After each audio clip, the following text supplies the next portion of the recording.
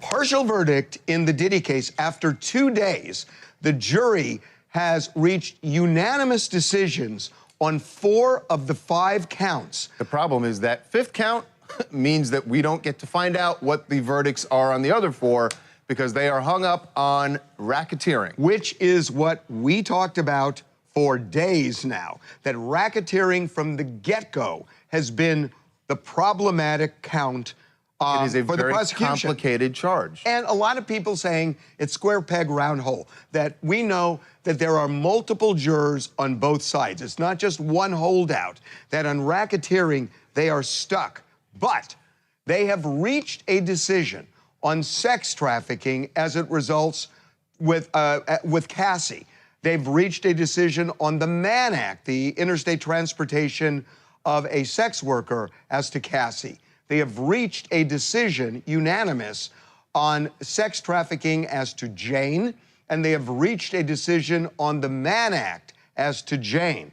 So, but what does this mean? What's confusing is all of those things that you just said are also included in the racketeering count. So we don't know what the vote is. So we don't know what the vote is. It's hard to read what they possibly came up with. Let me read between the lines on what you're saying, because what Charles, I think, it's just a valid point that you need to find 2 crimes in order to apply the RICO statute, the racketeering statute. If they found Diddy guilty on the Mann Act, which is the most likely as to both Jane and Cassie, those are 2 illegal counts. And therefore, so we think they'd have enough. So what I'm saying to you is, and I said to you all along, which is Diddy really the racketeer that people are used to hearing? And so you think that perhaps there's a juror or 2 or more than one, who are confused about the racketeering. Like, how can this be racketeering if it's just Diddy doing it? And the reason I say that is we know early on there was one juror, remember, where the jury said he's not following the law. Juror 25. And I said to you, I think this is a racketeering charge, that it just... that's the one they were hung up on. So we don't know as to the other 4 whether Diddy has been found guilty or not guilty, but there's a hint that with Cassie, the jury asked to review a transcript where she was talking about a flight from Cannes to New York. Right. And this is the flight where Diddy said to her, she testified that he showed her a video of a freak-off that she participated in and said, if you don't participate in another freak-off when we get to New York, I'm going to put this video out. I'm going to send it to your mother. And that's coercion. She testified to that. If the jury believed her, that's coercion. They would have Cassie. They would have sex trafficking of Cassie. The complication is that Cassie never mentioned that in her direct testimony when she was on the stand. She never mentioned it on cross-examination. Only on redirect did the... So you think that the jury might not believe her because they might be thinking, well, why wouldn't she have brought that up in the first place when she was testifying? What I'm saying to you is maybe that's why they wanted to review the transcript. But... I mean, I don't think this is great news for Diddy that they came back this quickly unanimously. Well, the reports from inside the court are that he was sitting there looking pretty upset when they came back and said that they had reached a verdict on 2, 3, 4, and 5. I think it's pretty terrible news for Diddy if they were asking for this testimony, because it suggests that there's a dynamic of trying to convince someone who is holding out belief that these were maybe not consensual. You bring that testimony and put it in front of them and say, oh, really? Look at the Intercontinental Hotel. Look at the threat on the flight to Cannes. Look at this evidence of this sex worker who said he heard Cassie being slapped around by Diddy and then forced to participate in a freak-off. That's the kind of testimony you ask for when you're trying to convince someone. That's why I think it's probably leaning towards guilt. Now, on the racketeering, I agree with you that the predicate acts may be found, but that's not all they need. There's an ultimate question. The first question on the jury verdict form is, do you find him guilty or not guilty of racketeering? Before you even get to the predicate acts, which you only get to if you find guilt, they could just be hung up on that question and say, this guy's not Tony Soprano. I am not convinced that I even want to find guilt on the act. Yeah. Now, here's the complication. The jury came in and said, look, we can't make a decision on racketeering. We seem deadlocked. And then the question is, Jason, help me out here. There's something called the Allen charge, which is kind of the nuclear weapon of a judge, where the judge kind of gently badgers them and says, you got to reach a decision in some form. And there was a lot of talk about whether the judge should give that charge or just send him back, or just throw his hands up and say, you're hung, and that's it, and we'll just read the 4 counts. Yeah, so prosecutors wanted a modified Allen charge, some sort of an instruction from the judge when sending them back in to deliberate that it varied in some way from the original charge he gave them to deliberate until they have a verdict. The defense immediately said, no, we shouldn't modify the Allen charge, at least not yet. They sort of held off, it may happen later on. But because what the defense wants is no change. They don't want the judge to say anything that might sort of persuade those holdout jurors to come around. They want to keep it status quo, send them back in, which is ultimately what happened. Send them back in, Your Honor, with no additional charge, just to keep on doing their job, because they're convinced that at this point, if they haven't reached a verdict after, what's it been, 14 hours, they're not going to reach a verdict without an additional charge. So the defense wants to keep those, however many jurors are the holdouts, keep them that way so that they will get a hung jury. I think they want a hung jury on racketeering, for sure. Now, here's the rub. So they're going to be in court tomorrow deliberating. They've gone home for the night. They're going to be in court tomorrow. The dynamic with juries, and we've just seen this over and over and over again, is when they're up against a 4-day holiday, they miraculously come together. They seem motivated, right? They seem motivated to get this done. Yeah. They wanted to get it done today. They would have, I think the jury was... They were happy with 4 out of 5. Happy with the 4 out of 5, and we're probably hoping the judge... Song. We're hoping the judge would just send him home. There's a really good point on this, because the prosecution wanted the judge to mention to the jury that they may have to come back on July 3rd, which is supposed to be a holiday. The defense said, we don't want you to mention that, Judge. And they specifically said, because if you say to them they have to come back July 3rd, it might motivate them to actually reach a resolution tomorrow. On Wednesday. Yes, on Wednesday. And so instead, what they want the jury to think, hey, if we can, those holdout jurors, if we can just hold out for tomorrow, we'll be sent home, hung jury, we're done. If the jury knew that they might have to come back on Thursday, then they might have a problem. Nothing drives consensus like a 4-day weekend. That's right. I'm telling you, like, that jury is sitting there, and if there's one holdout, he's sweating, or he or she. Yeah. Elise Mahover from New York, and it's not surprising that the jury is hung up on the racketeering charge in the Diddy case, because that's sort of a really complex charge. And also, it's good that they have found him, or, they made a decision on the 4 other counts. But honestly, I thought RICO was the charge that they had in the bag, and now it looks like they'll end up convincing at least the other 4 counts. But let's see what happens with the... Yeah, they may or may not make a decision. So listen, to summarize, the jury has come back unanimously with verdicts on sex trafficking as to Jane and Cassie, on the Mann Act as to Jane and Cassie, but they have some kind of split, and it's not 11-1. It's multiples on each side. We don't know what the multiples are, but they seem to think that they're all dug in and they can't make a decision. So they're back tomorrow. They're up against a 4-day holiday. So... And what we want to do now is continue to break down the... In the morning, after the judge ordered them to try and reach a decision on the final count. We've got Sharon Crowley with a look at what could be happening inside that deliberation room. But we begin tonight with Linda Schmidt, who's breaking down exactly what happened today. Hi, Linda. Yeah, hi there, Natasha. Well, it was a bombshell development, too, when the jury sent a note today that it had reached a verdict on 4 of the 5 counts. Now, at that time, Sean Diddy Combs, hearing those words, he had his head down and his leg was shaking. The jury is still hung, however, on the top charge here, which is racketeering conspiracy. That is known as RICO. Now, this is the most challenging charge for the prosecution to prove. The jury sending a note saying that it was unable to reach a unanimous verdict on that charge because there are jurors on both sides with, quote, unpersuadable views. The judge, however, telling the jury to continue deliberating. Now, the judge, the prosecution, and Diddy's defense team all agreeing that it was too soon for the jury to give up on reaching a verdict on all the counts. So the jury will be back tomorrow morning to continue deliberating on the RICO charge. Now, today, the jury reached verdicts on 2 counts of sex trafficking and 2 counts of transportation for prostitution across state lines. We spoke with criminal defense attorney Arthur Idala, who says if Diddy has been found guilty on the 2 sex trafficking counts, he is looking at a long prison sentence.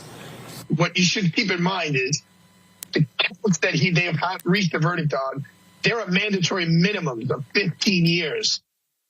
Also today, a man who says that he and Sean Combs have been friends for 40 years while he spoke with reporters outside the court. I'm very upset that my friend came here, right? And for me to be at this point right now. And once again, the deliberations will continue tomorrow. Now, Sean Combs is 55 years old. If the jury has found him guilty of the sex trafficking charges, he would be at least 70 before he would be released from prison. Back over to you. All right, Linda, thank you so much.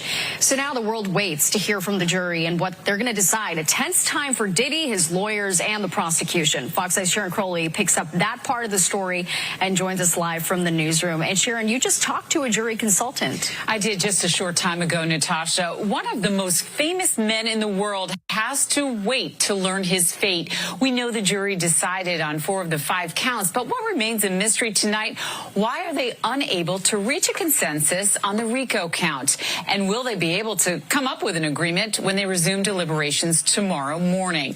While we don't know why the jury is stuck on the most serious of the charges, we do know the jury requested to review the testimony of star witness and Combs' ex-girlfriend, Cassie Ventura. The jurors wanted to hear her account again of when she says Combs beat her at that LA hotel. Violence infamously captured now on videotape and played multiple times during the trial. The jury also asked about Cassie's testimony about a trip she took with him to the Cannes Film Festival. She testified that Combs at the time accused her of using drugs and threatened to release explicit videos of her having sex. The jury asked also, again, to look at the testimony of a male escort who testified he suspected Combs had been slapping Cassie around in a hotel room. I spoke with a jury consultant about what might be going on inside these deliberations. It's always hard to figure it out from juror questions because it could be a single juror that is asking it, or it can be multiple jurors that are asking that. You know, if I'm to be looking at this, I'm going, okay, look, the individual counts are the easiest ones. The ones that are obviously struggling with is the racketeering charge. And that's where it has to be this enterprise. And that's a little counterintuitive for jurors because he's actually acting on his own. I think a lot of people think of an enterprise really as some criminal sort of mafiosa type of organization where there's a lot of people involved here. And then, of course, jury consultant Richard Gabriel, an author, he was telling me that the bottom line in this case is that tomorrow the jury will need to figure out if they believe that Sean Diddy Combs was controlling all these people, dictating how they behave, or whether they freely chose to take part in everything that happened. We'll be following it for you, Natasha. All right, sounds good. Sharon, thank you. Now let's get some legal perspective on what went down today inside the courtroom and what it could mean for the prosecution and the defense. Joining me now is criminal defense attorney James Kasoris. James, thank you so much for joining me.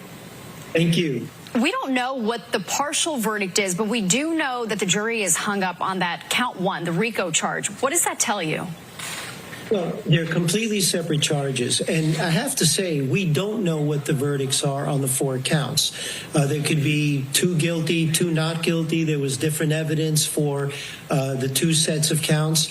What it means is that the jury may be having trouble deciding whether or not Mr. Combs was acting as an enterprise. You can find that somebody committed certain separate acts, but you still need to find A, that there was an enterprise, and that B, the acts were committed in furtherance of that enterprise. The enterprise is a very complicated charge, and there are far more requirements that need to be met aside from just the specific acts. As a matter of fact, if you were to find that there is no enterprise, then he's not guilty of that count, even if you find, as the jury may have found, that he committed the separate acts that are alleged to have been in furtherance of the enterprise. As we heard some of our reporters say, the judge instructed the jury to keep deliberating. They're going to resume tomorrow morning. How fast do you think they could come back? You know, you never know with a jury. I have to say this. The jury has not delivered their verdict in open court. They could go back tomorrow and 1, 2, 3 jurors could say, you know, I want to reconsider my vote on the 4 counts that we thought we reached a verdict on the night before.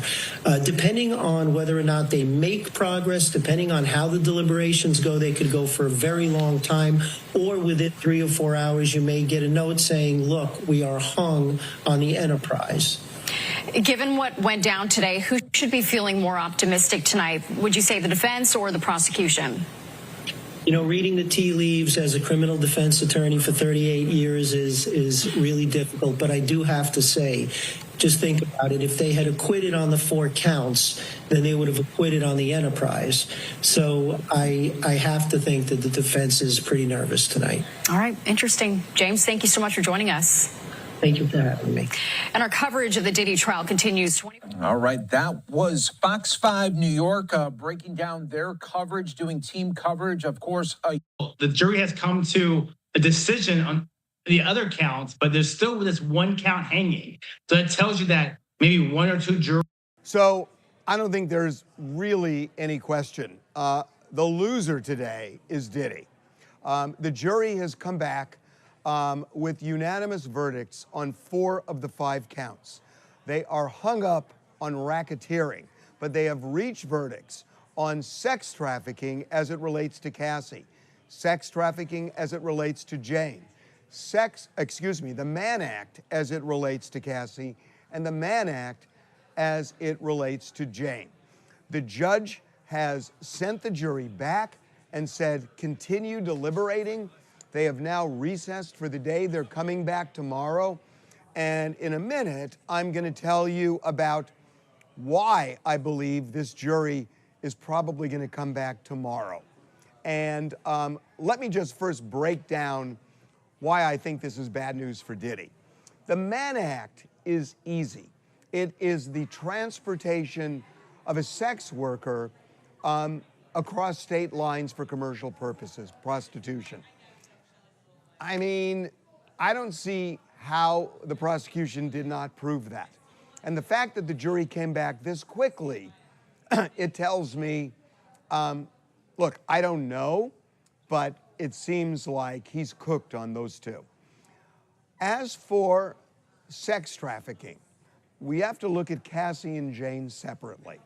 To prove sex trafficking, you have to show that Diddy committed these acts using fraud, force, or coercion.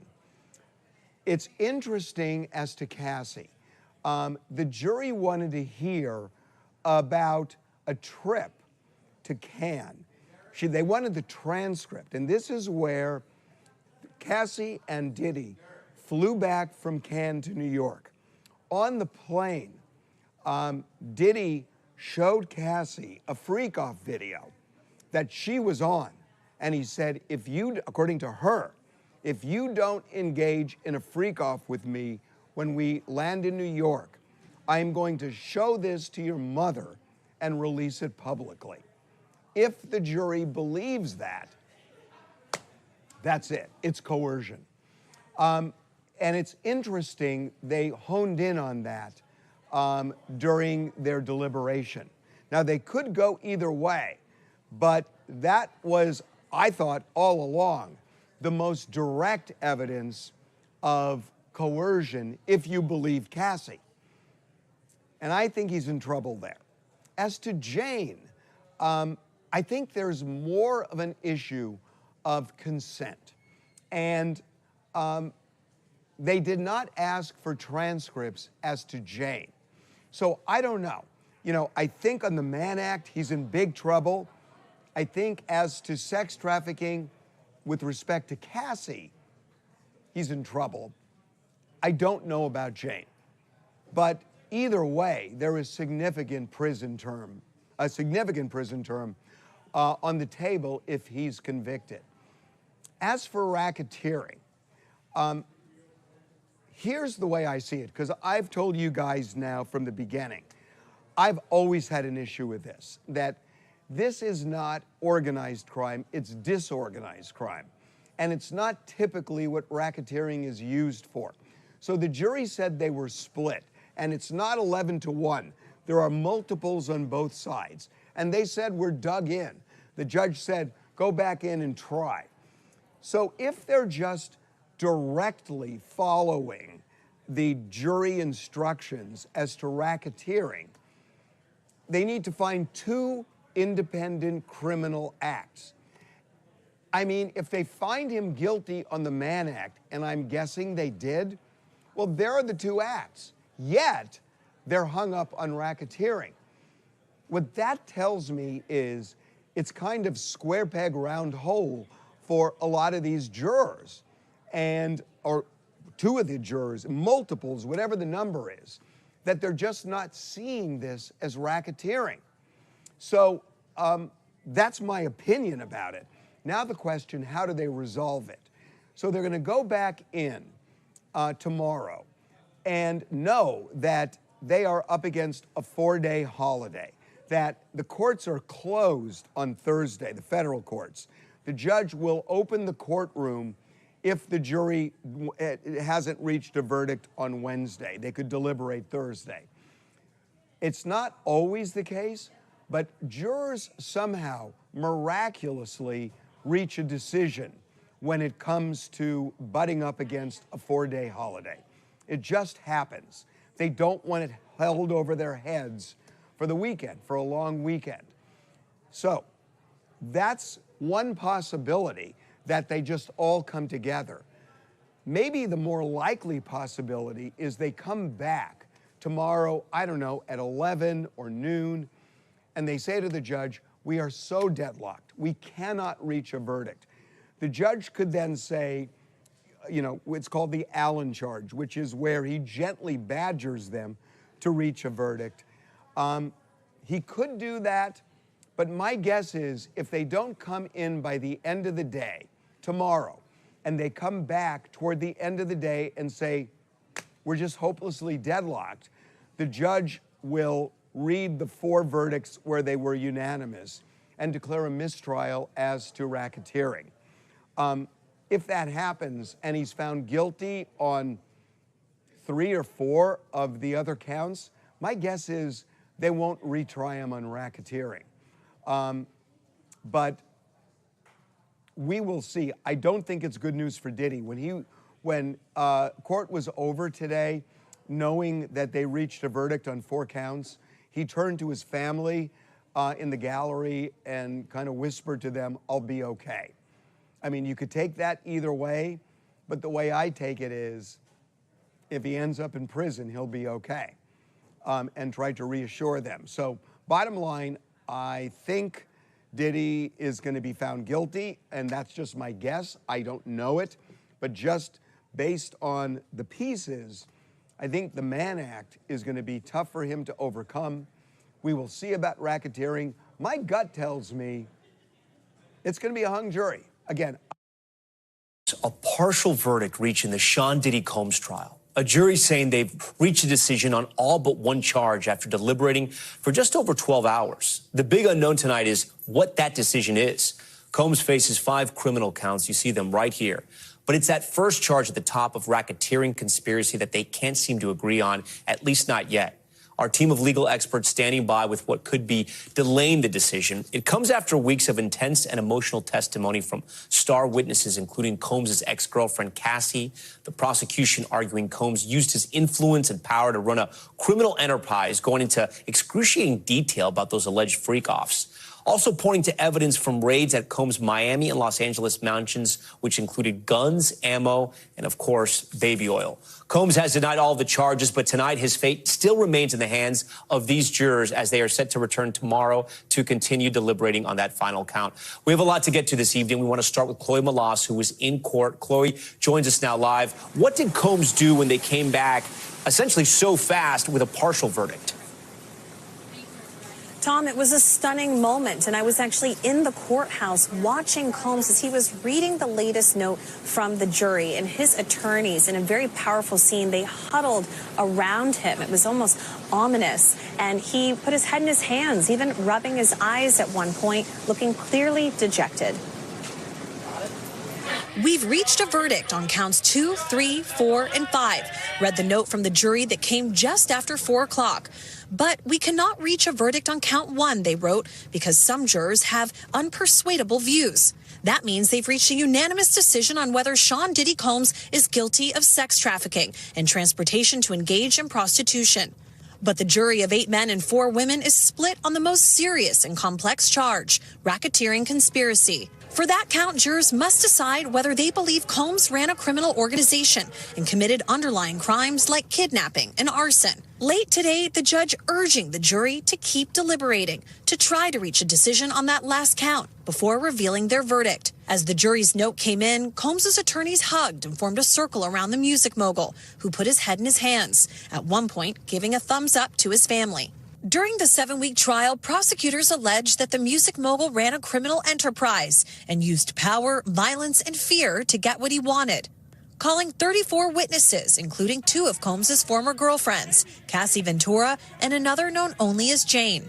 Combs opting not to testify, his defense team calling no witnesses, telling the jury that the claims against Combs were badly exaggerated and that physical abuse and love of baby oil are not federal crimes.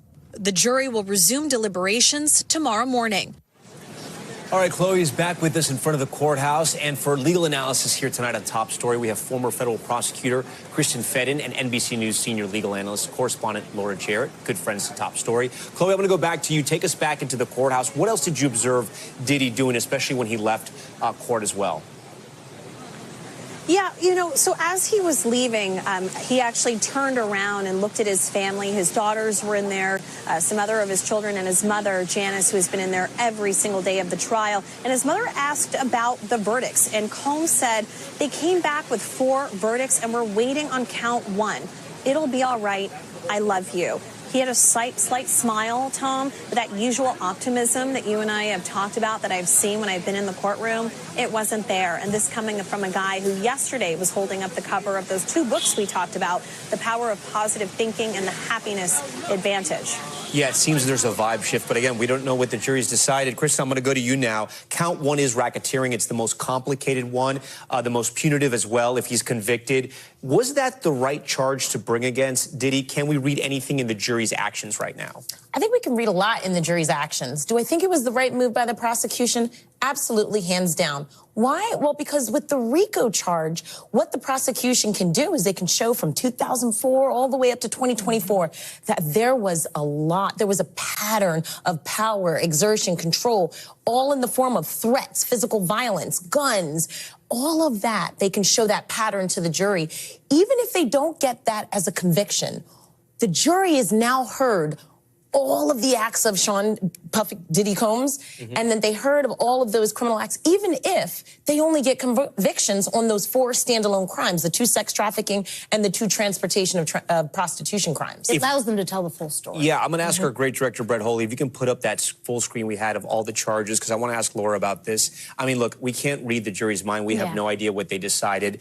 But in your expertise, in your history covering the courts, what do you think this means? Can we read any tea leaves? They came back, I think, kind of fast. It was really a day and a little bit of deliberating, and they have unanimous decisions on 4 out of 5 of these. What do you think they're thinking? Yeah, my guess is whatever the verdict is, it's the same on count 2, 3, 4, and 5, right? I don't think they're probably splitting the baby on that, although they could, because they are different survivors that are involved there, right? We have Cassie, you have Jane, so that's what the counts correlate to. Maybe they think something happened to Cassie that's different from Jane. There was different evidence. They provided different testimony, so I don't want to make it seem like this is a fully baked thing. We have no idea what's going on in that jury room, Tom, but as Kristen said, I think the RICO thing allows them to bring in conduct that they wouldn't be able to bring in otherwise, right? Conduct stretching back to 2004 would be past the statute of limitations. But because they've done RICO, they get to use all of that to tell a much deeper and more troubling story. Let me follow up, though, on those 4 counts that we do know that they've reached a verdict on. Did the prosecution, in your opinion, provide enough evidence? I mean, was that the stronger of the two cases if we were to split the prostitution and the racketeering up? Yes, because it's simpler, right? People can get their heads around somebody using force. You called the prostitute, you flew the prostitute, that kind of thing. And they have the video. And you paid the prostitute, They've seen the video of Cassie on tape being beaten. He's been apologetic for that. He can't get around that video, right? So they already have that. Even if they don't have a video as it relates to Jane, they've seen that course of conduct as it relates to it. I think they can get their heads around that in an easier way than a criminal enterprise. When people think about a criminal enterprise, they think about the mob, right? They think about people running drugs and guns. This is not that. For profit. For profit. Yeah. This is not that. This is for his personal use. Now, there's no question that the prosecutors have said that all these people under him working desperately to try to, there's money involved and drugs involved, but it's not what people typically think of. It's a great point, right? What was the motive here, and why would he have that RICO enterprise? I want to go back to Chloe because we still have her outside the courthouse. Chloe, take us back into that courtroom again, because we know there was also some sort of movements from the attorneys when the jury came back as well. Talk to us about how his legal team was feeling and looking. I mean, Tom, when I was inside, I looked at the clock. It was about 4:10. I actually shared an elevator with Mark Agnifilo, the lead attorney, who knew what I didn't know was that there was another jury note. Many people thought that, hey, it's just the jury saying it's time to go home. But it was so tense. I mean, you had Brian Steele at one point just really passionately talking with his hands. You had Xavier Donaldson leaning over the front of the table. At one point, I thought maybe Combs was even crying. I mean, that is how intense the situation was. When those jurors, they came back into the room, they were stoic. I've had my eyes on so many of them. And, listen, it's very hard to say what's going to happen with the sex trafficking on Cassie Ventura and Jane. Because while sitting in there and looking in these jurors' faces, although I know you can't always read the tea leaves, it's very clear that several of those jurors, they were not convinced during the prosecution's testimony from some of those 34 witnesses. Also, the closing arguments, some rolling their eyes, some looking very exasperated. At times, remember, we talked about, Tom, some jurors even falling asleep. So, again, tomorrow they will go back in there and deliberate. But Combs looking very depressed as he turned around and looked at his family. Normally he's doing those prayer signs, maybe even a heart symbol. Not today. Kristen, what do you think the lawyers are reading that, and Sean Diddy Combs is reading as well? What tea leaves do you think they're reading? I think they're thinking that there is a conviction, at least to counts 2 and 3. Or 4 and 5, related to Cassie and related to Why? Jane. Because it came back so fast, or just? Because I don't see how they are thinking about RICO if, in fact, he didn't commit those sex trafficking crimes or the transportation for the purpose of prostitution crimes. Those standalone crimes are simpler. They're easier. Did he? And then when you have the video, look at all of the mountain of evidence. They had to have at least found that there was some type of sex trafficking charge. Those are easy. Those are standard. Those are simpler crimes. But the complexity of the RICO charge, the enterprise, that's where it becomes sticky. And yes, I think the prosecution had sufficient credible evidence to bring the charge. But is it enough to prove beyond a reasonable doubt, to convince every single juror? That's the sticky part. Laura, 2 questions. One, walk our viewers quickly through, if he does beat the RICO charge, what kind of prison time could he still face if he is convicted on the other ones? And 2, how does the July 4th holiday play into this? Because I know there's a lot of back and forth about that. If he is convicted on 2 through 5, he is facing 15 to life. It is 15 to life. It is not. It is not nothing, right? So even though we think about RICO being something so significant, the 15 to life, because he's using force and fraud and coercion, it's serious. The July 4th holiday is a specter here because usually jurors are not inclined to come back after a holiday, so they don't want to come back on Monday. And so there's this sort of looming pressure to try to see, can they get this done before or not? They decided today they're not even going to bring it up today. They want to see how tomorrow plays out. So tomorrow's going to be a big day. Tomorrow's going to be an enormous day because if they are still hung at the end of tomorrow on count 1, then the question is, when we were talking about this in the break, does the judge say, no, I need you to keep going, or does the judge say, I think we've done all we can do on And that could be till next Tuesday. Okay. All right, guys. Thank you so much, Laura, Kristen, great. Chloe, thank you as well. We thank you for watching, and remember, stay updated on breaking news and top stories on the NBC News app or watch live on our YouTube channel. We want to get to some breaking news now. There has been a verdict in the Diddy trial. We want to get to CBS News national correspondent Jerika Duncan joining us live from New York City with the very latest. Jerika. Good afternoon. There is information coming in right now. I want to read you exactly the note from Alice Gaynor. WCBS is in the courtroom. She said, we have reached a verdict on counts 2, 3, 4, 5, unable on count 1. That is that racketeering conspiracy. Again, this is what the note said. And it also said have jurors with unpersuadable opinions. That they have jurors with unpersuadable opinions. Another note just came in from Alice Gaynor, and she said that the prosecution wants them to continue to deliberate. Says modified Allen charge, putting together a proposal. Defense says it's our request you tell the jury to keep deliberating. We will not take the partial verdict. Only been deliberating a day and a half. Don't think we need modified Allen charge. Tell them receive their note. Judge says, do you request I bring jury out to provide instruction? Defense says, yes, bring them out. This is happening in real time. 55-year-old Sean Combs, as you know by now, is facing up to life in prison on that racketeering conspiracy charge. He's also charged with 2 counts of sex trafficking for the sex trafficking of his former ex-girlfriend, Cassie Ventura, and a woman who went by the pseudonym of Jane. There is also a count for transportation to engage in prostitution.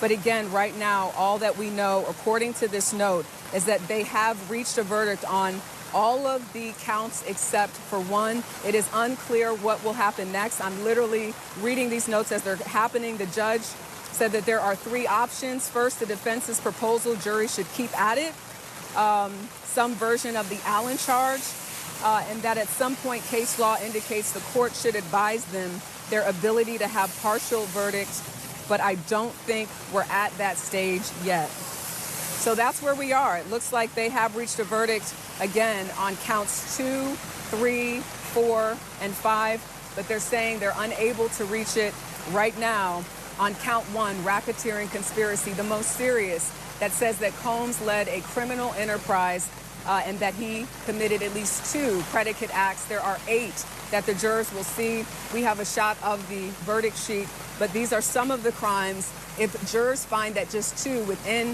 the racketeering, that would be a not guilty. So we'll, of course, continue to bring you the very latest, but this is happening as we speak. It almost feels like as the rain was coming down, we're getting all of this information. It was sunshine about 20 minutes ago. So we'll see what happens, but that is the very latest here from the courthouse in New York.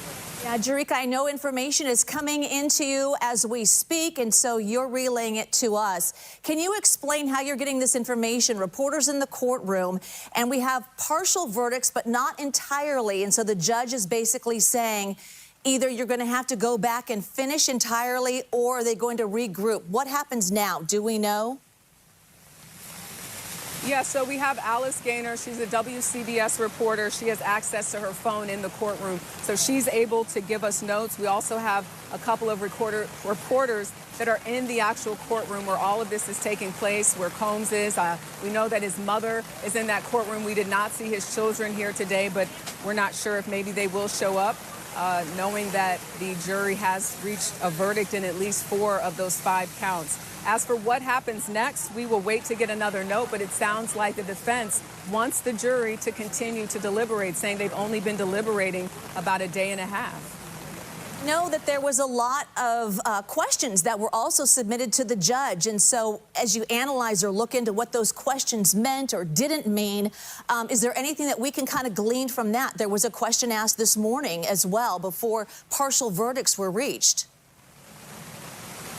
That's right. So before we started the proceedings this morning, before the jurors went to deliberate, there was a question about what does distribution mean? And drug distribution is one of those criminal elements that fall underneath that racketeering conspiracy. So in my mind, I thought maybe they're done with the racketeering conspiracy and have moved on to the sex trafficking, because they then asked for transcripts and what testimony was given by a Daniel Phillip. This was the second person to testify in this trial many weeks ago, and he's a former male escort who said that he remembers possibly hearing abuse in another room when he was with Ventura Combs at a hotel here in New York City. So we have had, you know, we're trying to read between the lines, if you will, about what those notes meant, but this one is very clear. The note saying that the jurors have reached a verdict and 4 of the 5 counts is huge. Now we're trying to figure out, will they have to continue to deliberate? Will this be a partial verdict? That remains to be seen at this hour. And for those joining us on CBS News 24/7, a partial verdict has been reached in the Sean Combs sex trafficking trial. Jurika, just for those tuning in right now, can you repeat what you heard from our reporter inside the courtroom on those specific charges where a verdict has been reached? I'm so sorry. Can you say that one more time? No problem. If you can, just repeat what the reporter had told you inside the courtroom in case people are following in right now or tuning in right now, because we have on our screen a verdict reached in the Sean Combs sex trafficking trial. But I want to make it clear that an entire verdict has not been reached, only partial. And so maybe go over some of the notes as to what you are getting from the reporter inside. So I was actually outside just to set the scene, and I noticed Nicole Westmoreland, who's one of the attorneys for Sean Combs, was walking inside with a family friend of Sean Combs, and that was the first time I remember hearing there might be a note. Whenever there's a note, of course, we all sort of clamor together to figure out what does that mean. And these notes indicate, again, that they have reached a verdict in 4 of these 5 counts. Some of the notes that preceded that announcement, Alice Gaynor said at 4:26 this afternoon, Combs appears to be praying. His head is bowed. His hands are folded on his lap. That the attorneys were surrounding him. At 4:31, Combs' head was down, that he seems grim. Mark Agnifilo had just handed Combs a note. Mark Agnifilo is the lead attorney in this case.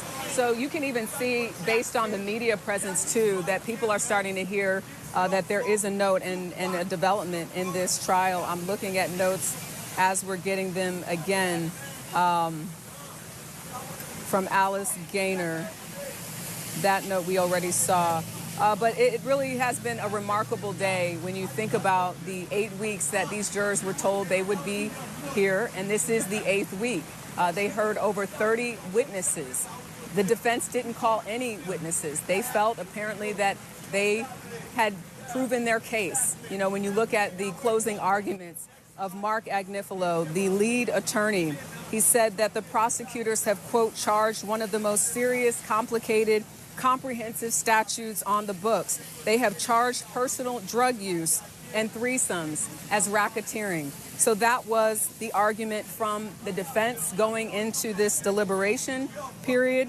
Meanwhile, the prosecutor said the defendant was the head of Combs Enterprise, that it existed to serve his needs and what he wanted.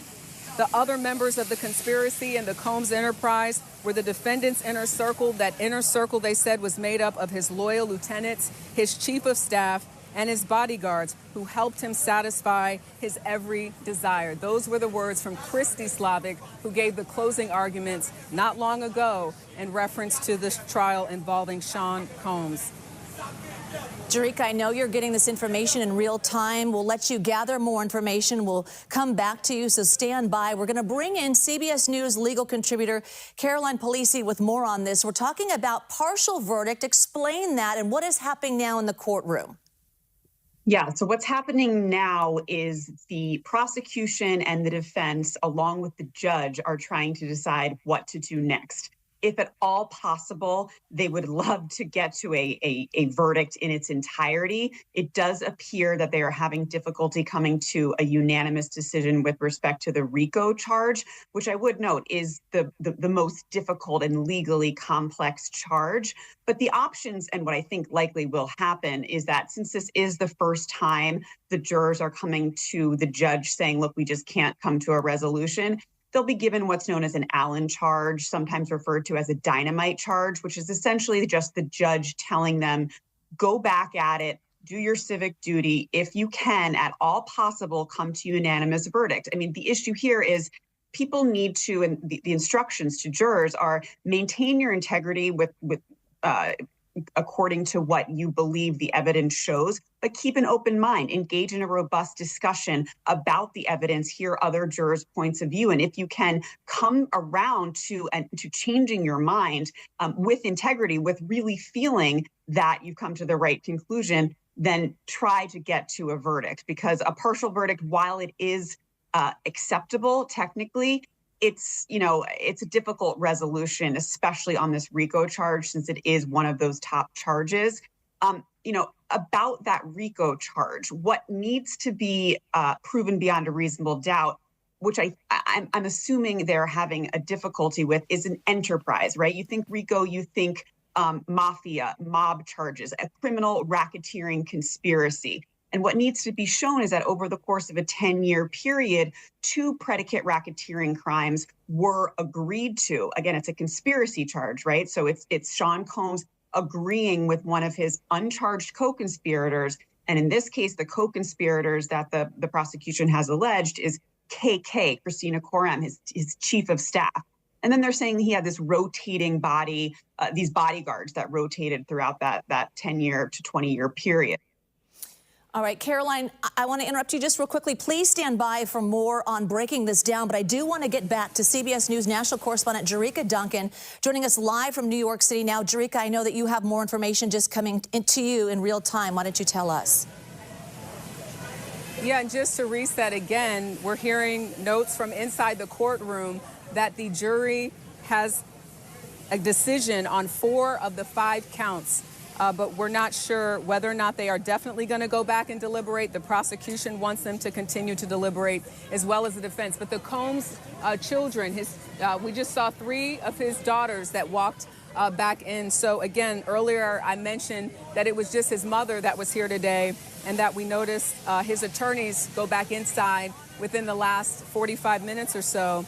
And the notes that were coming in early on was that Combs appears to be praying, that he had his head bowed and his hands folded on his lap, that Combs' head was down and that he seems grim, and that Mark Agnifilo, his lead attorney, just handed Combs a note. That was around 4:30 this afternoon. So we're looking to get some more insight as to what's happening inside the courtroom. But again, the judge saying that the jury should keep at it, the defense wanting that to happen. But it's that racketeering conspiracy, count 1, that they have not reached a decision on. And Jurika, behind you, we see a lot more activity than we did in just the past 15 minutes. Usually when a verdict is reached, family members are contacted. They show up to then hear what the verdict may be. So you're saying that right now his family is showing up. His mom was in the courtroom. But could that be a telltale sign that there's more of an announcement to be made? It could be. I mean, his family has been here throughout the trial. A lot of times it's been his mother, 3 of his sons. His daughters were here early on in this trial, but to see that they just walked in could be a sign that there is more to come. As we look at this, a partial verdict reached. This is breaking news right now. This information coming in within the last half hour. It's important to note that the judge hasn't made the final decision, correct, Jurika? So it's ultimately up to the judge to then tell the jury. It looks like another sprinter just pulled up, and that's typical as well, because you'll see the girls will go in and then his sons will go in. So it's likely that his sons are in this vehicle right behind us, and I'm trying to see if I can get a better look. But it looks like that's what's happening right now. So to your point, I think everybody feels sort of the weight of this decision. I mean, Sean Combs is facing up to life in prison, and these are very serious charges, obviously being in federal court. But to hear again, the jury has reached a decision. They said on 2, 3, 4, and 5, and just to repeat that has to do with count 2. That's the sex trafficking of Cassie Ventura. Count 3 would be the Mann Act violation for Cassie Ventura. Count 4 is the sex trafficking of Jane. And count 5 is the Mann Act transportation for Jane. We see some of the sons with the umbrellas up as they enter into the courtroom or enter into the courthouse right now. We are waiting on a verdict this afternoon in the Sean Diddy Combs sex trafficking trial. The jurors now in their second day. I think they're into about the 12th hour now of deliberations. They have been requesting transcripts from key testimony, including explosive details from Diddy's ex-girlfriend, Cassie, about the so-called freak-offs, which she testified became so frequent that they felt like they had become the job for her. Correspondent C.B. Cotton has watched all of this play out. Very dramatic testimony over these weeks. She's outside the federal courthouse in Manhattan with the latest. Hi, CB. Hey, Martha. Well, among the testimony jurors wanted to review are the details ex-girlfriend Cassie Ventura shared on the witness stand about Diddy assaulting her at a Los Angeles hotel back in 2016. The incident captured in this disturbing hotel surveillance video. All parties agreed today to give jurors Cassie's testimony about the days before and the days after the brutal beating. The judge also allowed her testimony describing her 2024 Instagram post about the incident to be shared with jurors. In that post, you may remember she said, quote, domestic violence is the issue. Jurors also wanted to review testimony from male escort Daniel Phillip, who testified early in the trial that he was paid hundreds to thousands of dollars to have sex with Cassie while Diddy washed. Phillip also testified that at least twice he saw or heard Diddy abuse Cassie. Prosecutors say testimony from him and 33 other people proves Diddy used his fortune, fame, and fear to create a criminal enterprise that abused and coerced women and to drug-fueled sex parties called freak-offs. But Diddy's defense team insists all the sexual encounters were consensual and that the case is, quote, badly exaggerated. I think there's a lot of appealable issues. I think that's the one thing his defense attorneys certainly did a masterful job at, was preserving issues for appeal, because a lot of evidence was introduced that's not relevant to what Diddy was charged with. Remember, he's not on trial for every horrible thing that he did as an adult male. So deliberations are expected to go until 5 p.m. local time unless jurors ask to stay later or there's a verdict. Martha, back to you. Yeah, CB, you know, it's interesting when you look at these charges as the jury is considering these charges, and the video that you just showed that is horrific of Cassie Ventura being kicked and beaten by Diddy in the hallway, that's obviously something that they have seen with their own eyes. Which category of these charges does that moment fall under? Because they'll have to deal with these charges one at a time.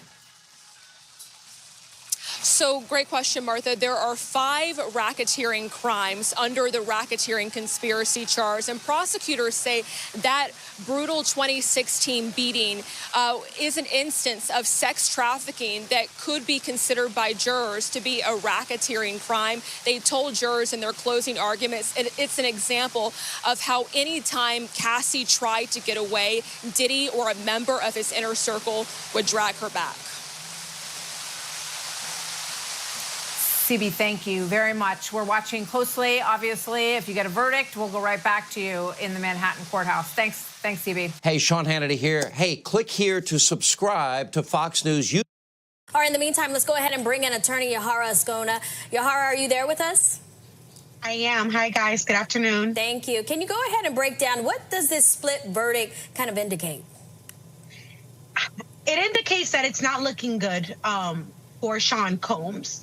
The fact that they have been able to reach a verdict on most of the counts in such a short amount of time, it shows that they really feel that he's guilty and that the federal prosecutors were able to prove their case efficiently, effectively, and beyond a reasonable doubt. The fact that they haven't come to a decision in regards to the RICO charge is concerning, and it is going to present obstacles for the judge and for the federal prosecutors. But I do anticipate that the judge is going to really be strong and encouraging on them moving forward and in reaching a verdict, regardless of the difficulties. It is still early on in the process, so if they needed an extra day or two in order to reach a verdict as it pertains to that last RICO charge, I anticipate that the judge is going to give them that time, especially considering the consequences. A RICO charge can come up with life in prison, and understanding the consequences, the sentencing possibilities and options that surround these type of charges, I do anticipate that the judge is going to be hard on them about reaching a verdict. But as far as the partial verdict that is in, he is most likely going to be looking at double digits in regards to prison time. And counts 2, 3, 4, and 5. What's easier for a jury to find a guilty verdict on? Those four counts, or is RICO really that difficult of a case? I think that RICO is a lot more difficult. I think that the sexual criminalization of people was seen throughout. I think that I'm not surprised that the jury found him guilty. I think that it's low-hanging fruit, if I'm going to be honest, in regards to the allegations.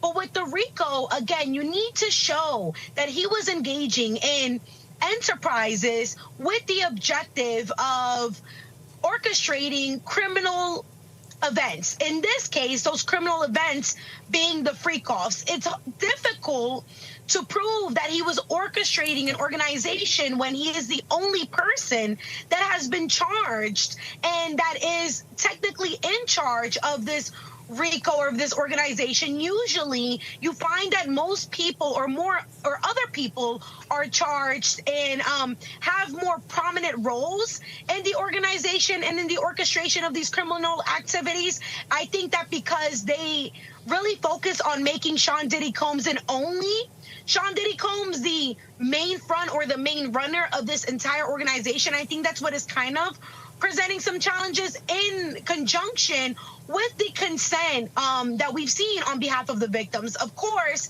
it became difficult to, again, isolate when the consent became coercion, but I think that those challenges is kind of what is not really allowing the jury to make a decisive decision at this time as it pertains to the RICO. But the other charges, I think that, you know, as I mentioned early on, I don't think that jurors are going to be able to identify with some of these activities and some of these preferences. So I'm not shocked by their findings and their position. Okay, so we're still waiting for the official verdict on all of the charges. You mentioned the RICO charges, the one that they could be a little bit more hung up on. What happens if they aren't able to come to a consensus on that one charge?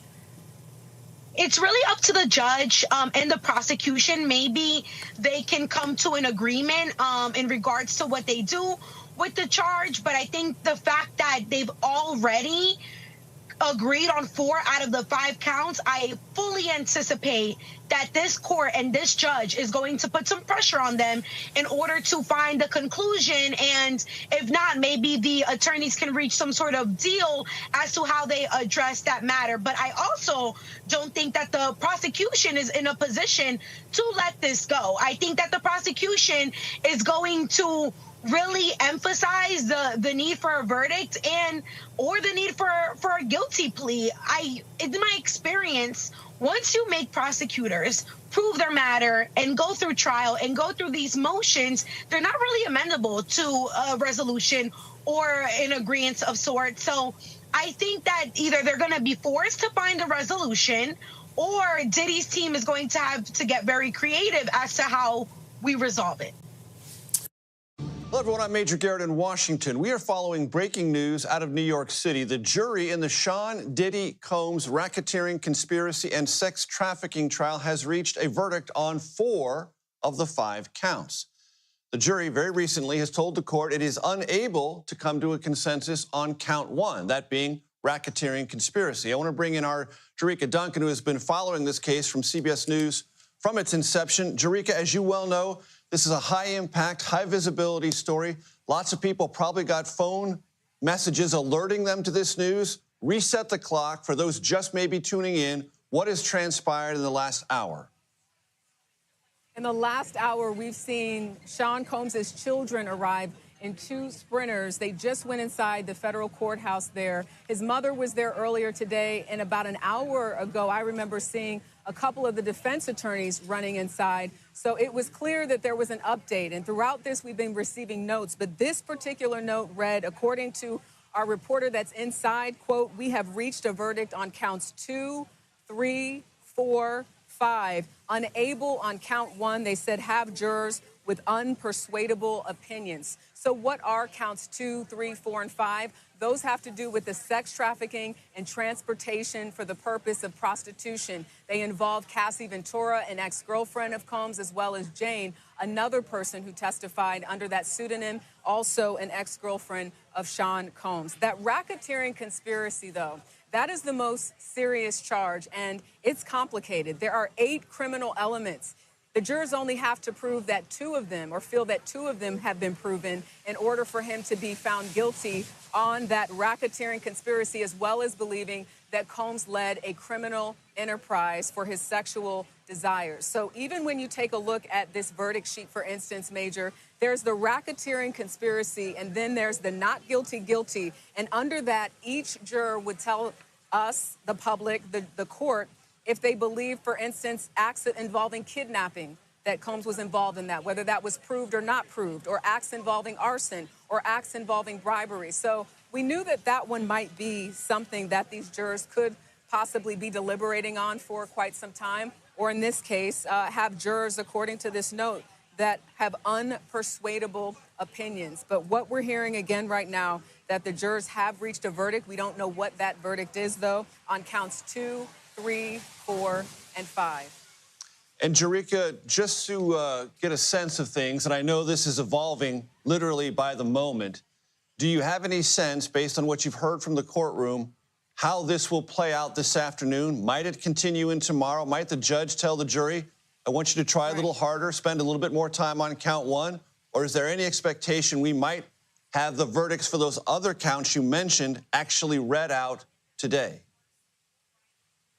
It appears the prosecution and the defense would like the jurors to deliberate a little bit longer. Remember, they just got this case yesterday at about 11:40 in the morning. So they haven't been deliberating that long. And the judge appears to be moving in that direction. The last note that I saw said that they were looking at possible proposals, but it does appear that they were moving in the direction of wanting these jurors to deliberate a little bit longer on that count 1 racketeering conspiracy. There is a chance, though, they could stay a little bit longer tonight, because early on, the judge said during his instructions, listen, the court closes at 5, but if you all feel that you want to go a little bit later, let us know, and we might make that accommodation. So perhaps we're in that space of maybe they deliberate a little bit longer, maybe they deliberate until 7 o'clock this evening. We don't know, but that was always an option that the judge set out during his jury instructions yesterday. Jurika, you've covered this case extensively, and that is putting it mildly. Remind our audience the central arguments made by the prosecutors and the defense counsel representing Sean Diddy Combs. The government essentially said that Sean Combs led a criminal enterprise for his sexual desires, that he tried to cover up crimes, that he was the leader of this criminal enterprise, and that he committed at least, obviously, at least 2 that they believe of these elements that are part of the racketeering conspiracy. In fact, I can't even say at least 2. They believe that he committed all of them, but they only need 2 from the jurors, as I mentioned before. The defense, though, in their closing arguments said that there were 2 trials that were going on here. One that had to do with witnesses that they believe were not being truthful, and the other one had to do with evidence. And they asked the court, look at the evidence. Look at what those text messages were from Cassie Ventura, from Jane, where they appeared to be willing participants. But the government reminded the jurors that even if you've seen 100 of those text messages where it looks like they are willing participants, you only need to find one time, for instance, with sex trafficking, that they were forced or there was fraud or coercion. So it's very broad when you look at this case as a whole, and a number of legal experts that I've spoken to have talked about that openly, especially when it comes to racketeering conspiracy. But simply put, the defense said that this was a case that was overcharged, and they thought it had to do more with personal drug use and threesomes, not racketeering, they argued in their closing arguments last week. Jurika, as I mentioned, this is an evolving situation. I want you to please stay with us in case there are any other developments, which I know you will convey to us as soon as they arrive. In the meantime, I want to bring in CBS News legal contributor Caroline Pelosi, who joins me now for some analysis. Caroline, for the audience who may not be accustomed to this process of a partial verdict, is that rare or somewhat common? And in a case like this, to Jurika's last point, for the jury, it seems to come down to, were those involved in any way cooperative, or were they clearly and evidentially coerced into participating in the things that the government alleged Sean Diddy Combs was involved in? Yeah, to the first part, it is pretty rare, although it gets less rare the more charges that the jury has to deliberate on, right? So this is not just a one count indictment. This is a 5-count indictment. And as Jerica noted, the RICO charge is quite complicated. There was, a lot of information about just the law of RICO for the jurors to digest. So it doesn't surprise me that that's the one they're potentially hung up on. I would note they have not yet reached a partial verdict. They have told the judge that they have come to an agreement on those remaining four, or the last four charges, but that they're sort of deadlocked on that first charge. I would be completely shocked if the judge this time around said, okay, we're going to take those verdicts on 2, 3, 4, and 5, and we're going to declare a mistrial on count 1. Typically what happens in this situation is the judge will provide what's known as a dynamite charge. It's called an Allen charge, meant to sort of light a fire under the jury to say, go back one more time, do your civic duty, try your hardest, see if you can, amicably come to a conclusion with a robust exchange of ideas. Nobody's saying that, we want to coerce a verdict here, but we want you to talk to each other and think about the evidence and see if you can really, with integrity, come to unanimous verdict with respect to that first charge. Now, with respect to your second question, it seems they have come to an agreement with the sex trafficking charges and the transportation to engage in prostitution. I would note that both of those charges and all four of those charges are predicate crimes to the first RICO charge. And so if they find that he has been, if they find him guilty of 2 of those 4 charges, those are the predicate crimes for RICO. But RICO has this additional element. It's a conspiracy, first of all. So we need another co-conspirator. And remember, the government didn't charge a co-conspirator in this case. They alluded to the co-conspirator being his chief of staff, a rotating cast of bodyguards. But they needed to show that there was an agreement, that the organization knew what it was doing, that it was an enterprise, not in law, but in fact, that people understood the object of the enterprise, which was to promote Sean Combs and his brands and sort of fulfill any deviant sexual desires he may have had, and then to cover up any crimes committed over the course of fulfilling those sexual desires. And so you do need to buy in a little bit more to a more structured, planned, again, RICO, you think mafia, mob, organized crime, drug rings, things of that nature. So this is sort of a novel interpretation of the RICO charge, although it's being used more and more. So this is interesting on both sides. It's clearly the jury was not buying whole cloth what the government was selling. And Caroline, to make it clear to our audience, the jury has notified the court it has reached a verdict. We do not know what that verdict is, guilty or not guilty. We know its pendency is before the court, but unresolved is count 1, and it is, if I heard you correctly, your expectation, based on lots of experience, that the judge will say, go back and try some more. Yeah, I think, look, the best outcome for all parties involved is not to have a hung jury on that one count. It is acceptable under the law. But again, you see this oftentimes. You will see this. And sometimes judges will give 2 and 3 instructions to go back. Now, it's complicated because it raises issues on appeal, right? You never want a coerced verdict. And so typically judges land somewhere in the 1 to 2 recharges or Allen charges, telling them, really work hard. But the language of this note was interesting. It did indicate a complete sort of blockage, a complete standstill, that, they weren't going to move. They often will say that, and then sometimes they do come to an agreement. Sometimes they don't. So it very likely could be that the outcome of this trial does result in a hung jury, a mistrial on that first RICO charge. And at that point, the government could decide, based on how those other 4 charges play out, they could potentially retry that case because it hasn't reached a verdict and it wouldn't violate double jeopardy standards. But those remaining 4 charges, I would note, the sex trafficking charges are hefty charges. If they win on the sex trafficking charges, that's essentially a win for the prosecution. Those carry with them each a mandatory minimum of 15 years in prison. So if he's found guilty on both, that's 30 years in prison. The transportation to engage in prostitution is sort of a lesser burden and indeed a lesser penalty. I think if he's found guilty only of those two, the prosecution would consider that a real loss. And then with this RICO charge, it's the top charge, carries with it the possibility, a maximum sentence of life in prison, depending on how the guidelines play out with respect to this particular defendant. But there's a lot of different ways this could play out at this point, a lot of known unknowns, as it were. Caroline Polisi, thank you so much for that perspective, especially on the charges and if guilty verdicts are brought, the implications for Sean Diddy Combs. I want to bring back Jerika Duncan, who's there at the courthouse with any latest of the developments, as well as a sort of summary of this very busy afternoon. Jerika?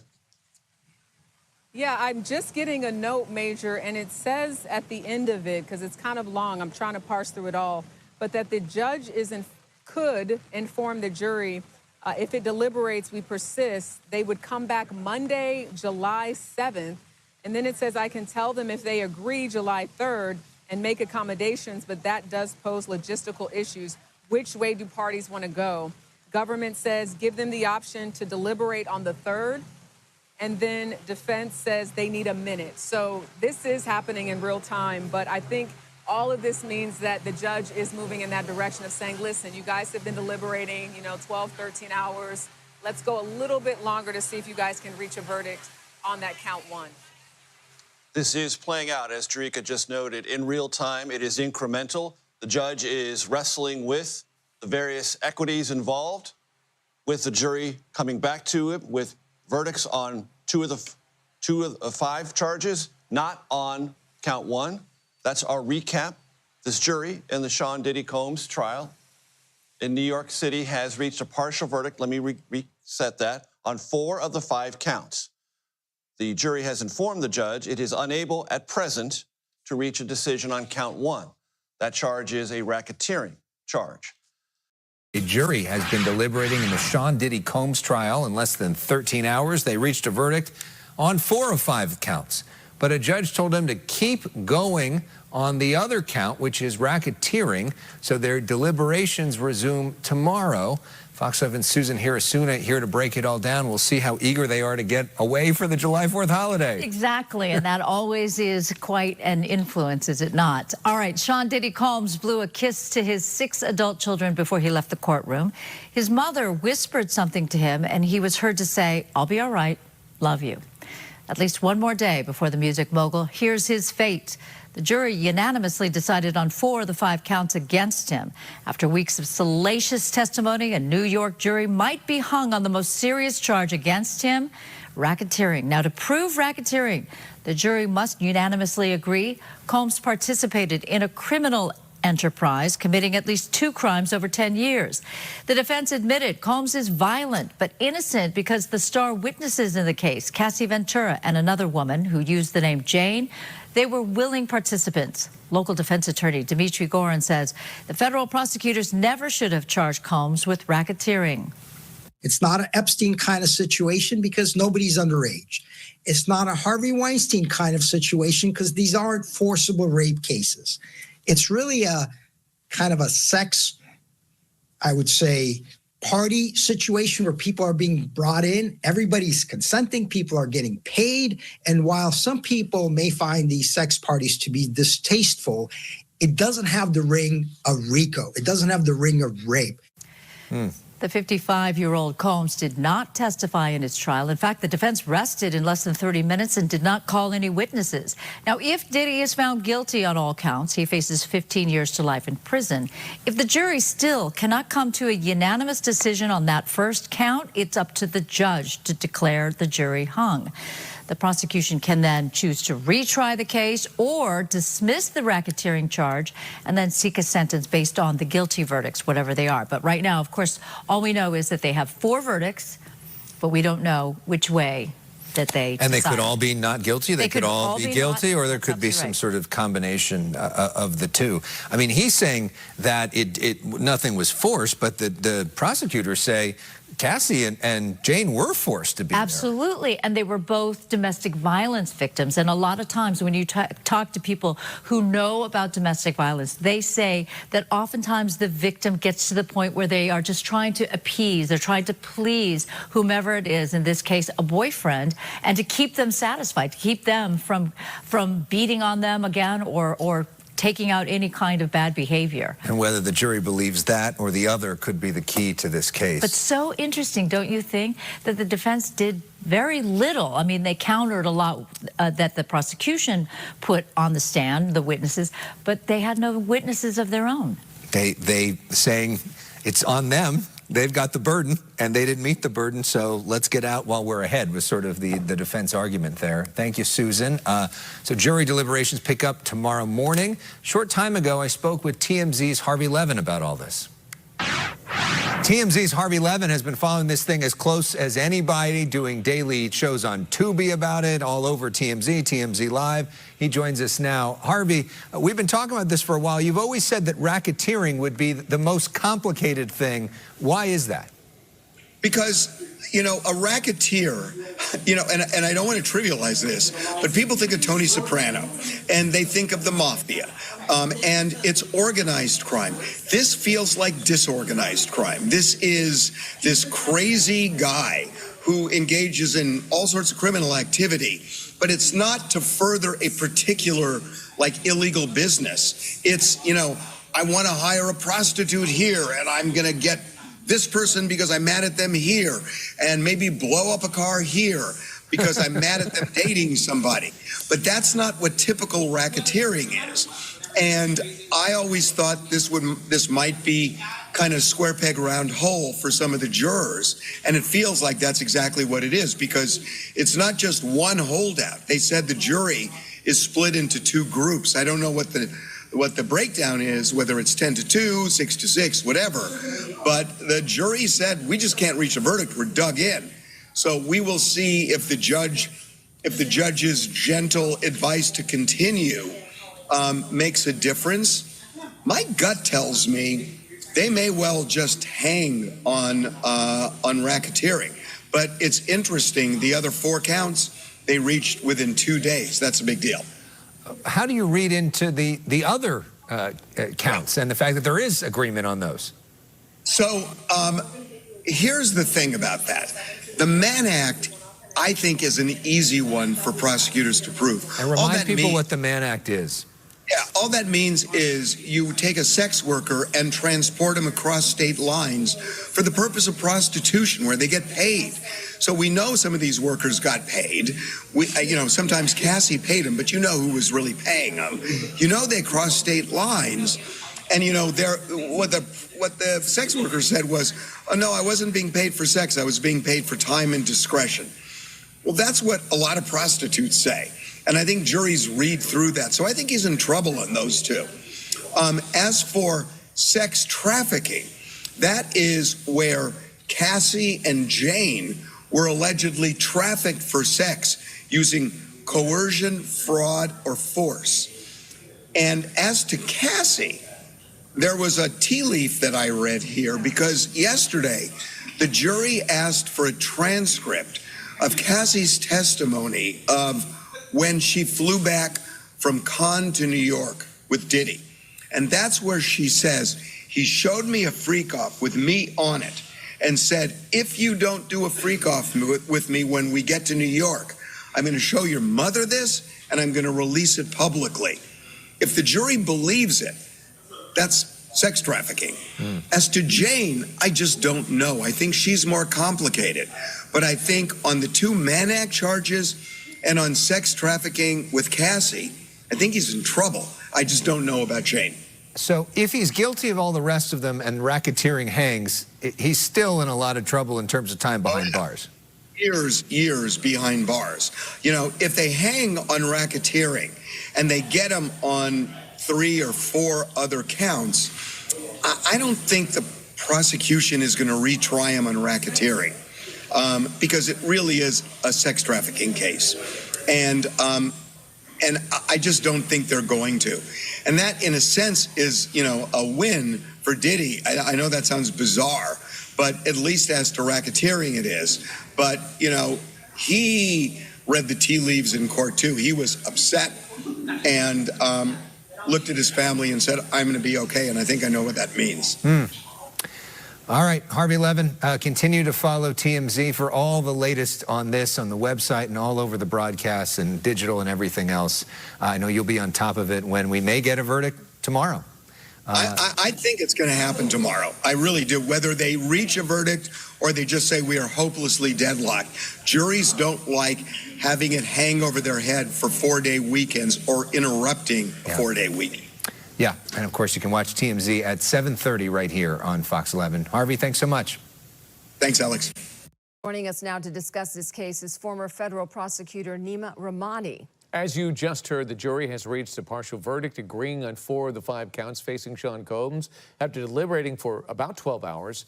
The speed at which they reached those decisions, what does that tell you?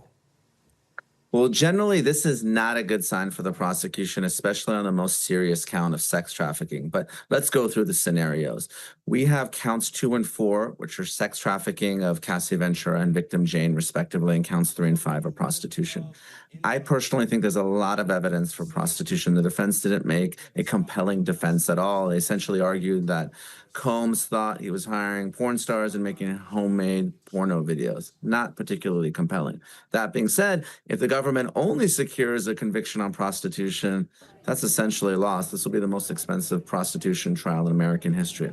Now you're turning to sex trafficking, and some of this is reading the tea leaves, but you got to look at racketeering to maybe get a sense of where the jurors are with respect to sex trafficking, and this is why. Racketeering has 3 components. The first is a criminal enterprise. The second is an unlawful agreement.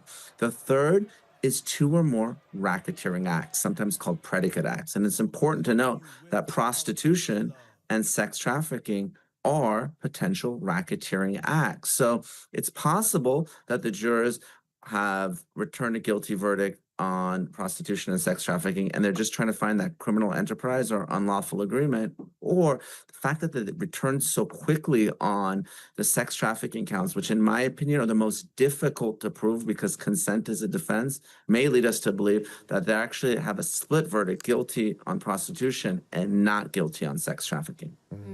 The note from the jury said they had unpersuadable jurors on both sides, and that racketeering charge can bring the steepest sentence of them all, potentially life in prison. How long do you think this judge will give the jury to reach a decision on that one count? Well, the judge is definitely going to take until the end of the week because we haven't even reached the point where the judge has issued an Allen charge. And that's a jury instruction based on a pretty famous Supreme Court case, aptly titled Allen. And that instruction will say that you are to continue deliberating and keep an open mind and don't take an entrenched position. So we're not quite deadlocked yet. Let's not forget yesterday, the jurors within the first hour said there's a juror number 25 that refuses to deliberate. Then lo and behold, approximately a day and a half later, they have guilty or not guilty verdicts on 4 of those 5 counts. So I don't think we're quite deadlocked yet, but Friday is, of course, July 4th and a holiday. Never underestimate the power of a 3-day weekend to convince 12 strangers to get their act together. So if we don't get a verdict by Thursday afternoon, we're looking at the very real possibility of a hung jury on that top count, racketeering conspiracy. That's interesting. Well, if the jury does remain hung on that racketeering charge and the judge allows a partial verdict, can Combs be retried for racketeering? He potentially can, and this is going to go one of 2 ways. If the jurors are guilty on sex trafficking and prostitution, I don't think the government is going to come back, bring the victims back, spend 2 months retrying this case just to get racketeering. Sex trafficking in particular with force has a 15-year mandatory minimum sentence and a potential life sentence. So Combs is going to go away for quite some time. If, on the other hand, the jurors are just guilty of prostitution, the Mann Act, interstate travel to engage in prostitution, not guilty on sex trafficking, and hung on racketeering, I don't think the government is going to retry the case. That means that notwithstanding the testimony of Cassie Ventura, Mia, and Jane, the jurors did not believe that the sexual activity was not consensual, didn't believe that they were forced or coerced. I don't think that any prosecutor is going to drag those women back into court to tell their story entirely again when a jury didn't believe that they were trafficked to try to get a conviction on the racketeering count. Yeah, it was a brutal thing to listen to. All right, thank you so much, former federal prosecutor Nima Rahmani. You've been a great help for us. Thanks, David. Thanks, Giovanna. Yeah, thank you. We will have continuing coverage on this breaking news in the Sean Diddy Combs trial, and you could also get the latest on our website and by downloading the free ABC 7 Los Angeles app. This is a Fox News alert. The jury has reached a verdict in the high-profile Sean Diddy Combs trial. The rapper faces charges of racketeering, 2 counts of sex trafficking, and 2 counts of transportation to engage in prostitution. If convicted, he could face life in prison. So let's go right now to Fox News national correspondent CB Cotton, who's outside the courthouse. CB. Hey, Will, yeah, this 2-month-long trial, which included nearly 7 weeks of witness testimony, has gotten us to this point.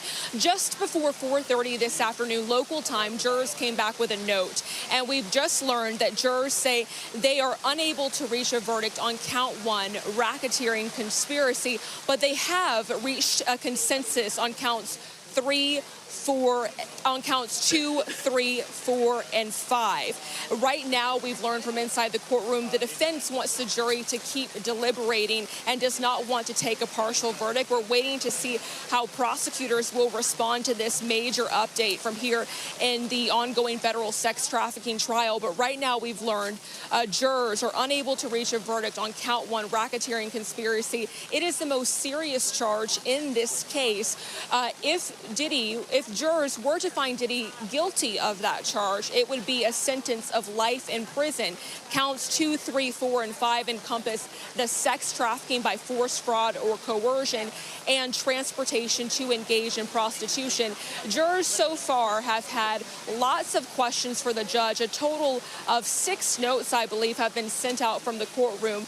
Jurors asking various things on the law, asking to review more pieces of testimony. Today, early this afternoon, jurors wanted to review the details shared by ex-girlfriend Cassie Ventura on the witness stand about Diddy assaulting her at that Los Angeles hotel back in 2016, which was captured in some really disturbing surveillance video. The judge allowed jurors to be sent back with portions of testimony where she talked about what happened before and after that incident. Jurors also wanted to review some testimony from male escort Daniel Phillip. You may remember he was one of the first witnesses for the prosecution, and he testified about witnessing at least 2 times that he says he saw Diddy assaulting Cassie. He said he either saw or heard it happen twice. He also testified that he was paid hundreds to thousands of dollars to have sex with Cassie while Diddy watched. Will, if I may, I want to go back to my email and just see if there are any more updates from the courtroom. I'm seeing another email right now. I want to read this to our viewers as we're on the air. The judge says they have 3 options. The jury can continue its deliberations, or jury can continue its deliberations and he can give them some version of an Allen charge. I know you're a lawyer, Will, so I want to share with our viewers who may not be familiar with an Allen charge. It's where the judge instructs the jury to go back and continue deliberations on all of the counts. This is a 5-count federal indictment. The second option, the judge says the jury can give a partial verdict, which again, we've now learned that the jurors have reached a consensus on counts 2, 3, 4, and 5. And the third option, according to the judge, is apparently, let me read through this, third option not being considered at this time. The judge is only considered, okay, so the third option is apparently not even on the table, according to this latest note from the courtroom. The judge right now is only weighing whether jurors should continue deliberations or he should give an Allen charge. The defense is fighting to keep the jury in deliberations, and the judge is taking that argument into consideration. And we're also learning that both the defense and all the defense attorneys and the prosecutors are sort of sequestered off to their sides of the courtroom as they weigh these latest developments coming out of this trial. But the biggest takeaway right now, Will, is I can tell you jurors were unable to reach that unanimous consensus on racketeering conspiracy, the most serious charge in this case. If jurors had found Diddy guilty on that charge, he would have been sentenced to life in prison. But we are going to stay out here at the courthouse, continue to monitor these developments. Jurors have now been deliberating for about 13 hours between yesterday and today. Will, I want to send it back over to you.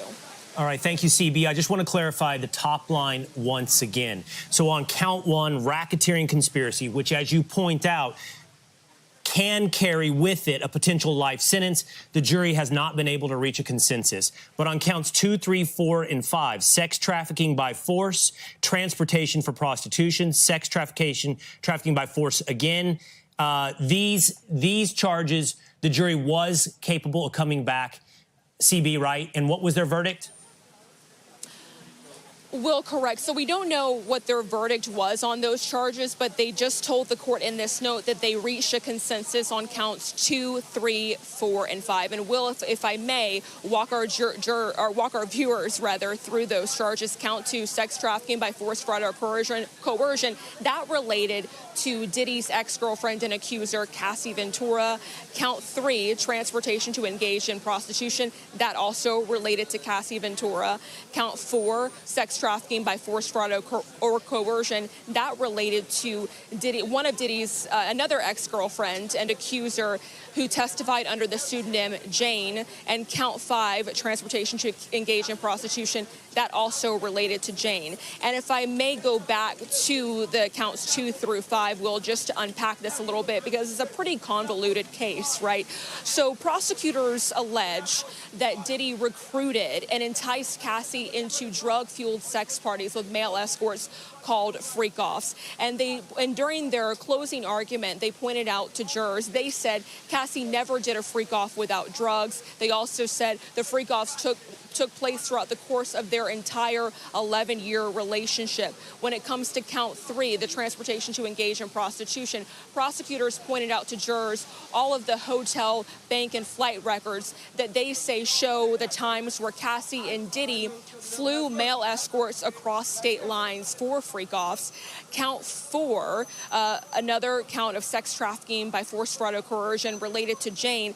Prosecutors for this specific count, they point to 3 specific hotel nights between Diddy and Jane that they say were sex trafficking. One time, September 2023 in New York City, another time, October 2023, and a third time, June 2024. The last time, that June 2024 instance, prosecutors really shared a lot of details about that, and they elicited a lot of testimony from Jane about that time because they say it was a freak-off where Jane and Diddy were involved in a domestic violence situation with each other. And at the end of it, Jane testified that Diddy gave her a drug to make her high and then forced her to have sex with a male escort.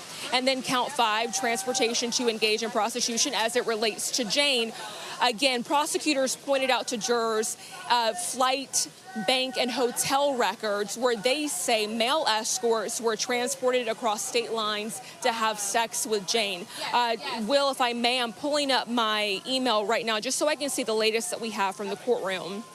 Right now, one of our courtroom producers says everyone is in their seats. Diddy is seated with his hands in his lap, and he's having a conversation with his defense attorney, Tinny Garagos, and they're whispering the details. In terms, now that we've just unpacked the charges, Will, I should also mention the ambiance, how it feels out here outside the courtroom. Again, this has been a 2-month-long trial with lots of interest because whatever happens, it's going to really reverberate across the music industry for years to come. Not only are the news media is out here, but there are also several influencers, TikTokers, people on YouTube, and they're all across the street in front of the courthouse. The energy is really high. People are talking, some people are yelling, and people are really eager to know what is going on inside the courtroom. Right. Every single day of this trial, Diddy's children have been inside, his family members have been inside, and right now we're waiting for more details about how the judge will move forward forward with next steps.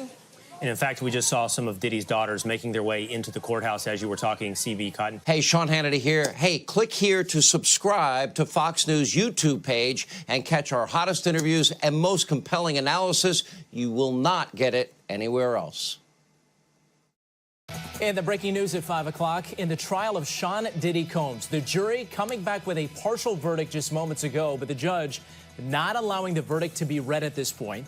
They will come back with a full verdict if that is possible. Counts 2 through 5, they've reached a decision, but that count 1 of racketeering conspiracy, still no verdict. And that partial verdict coming into the 6th note to the judge within the last hour. We're going to continue with our coverage with Eyewitness News reporter Kimberly Richardson, who is outside the courthouse in Lower Manhattan. Kimberly?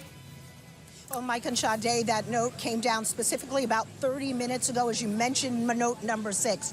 The jury indicated that it had reached a verdict on counts 2, 3, 4, and 5. Those are linked to sex trafficking and transportation to engage in prostitution. They said they were unable to reach a verdict on count 1, which is racketeering conspiracy. Once the language, we're told, has been worked out, the judge will call the jurors back into the courtroom. That's 8 men and 4 women, and tell them that he will not accept a partial verdict. He wants them to keep deliberating on that count 1. Now, it's not clear at this hour whether they will do that this evening or come back tomorrow to start day 3 of deliberations and pick up where they left off. Last night, if you remember, right around 5 o'clock, they called it quits for the day. We will be here and bring any developments to you.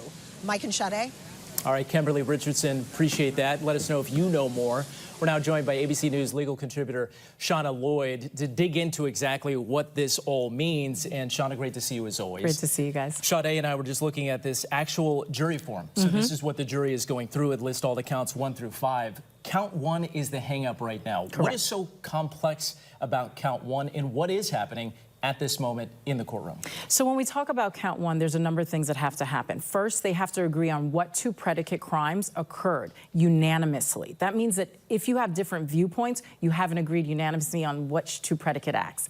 Then what we have to remember is there has to be agreement between the co-conspirators to conduct these acts. We know that he had different people in his employment. Some of the people are his personal assistants. I think people are going to have a hard time with that and seeing that. They also have to understand that the conspiracy, it only has a statute of limitation of 5 years. So what they're saying is that this conspiracy started before 2019 and that it continued. All of these are tripping points for jurors to come to one consensus. And that unanimous portion is going to be very hard.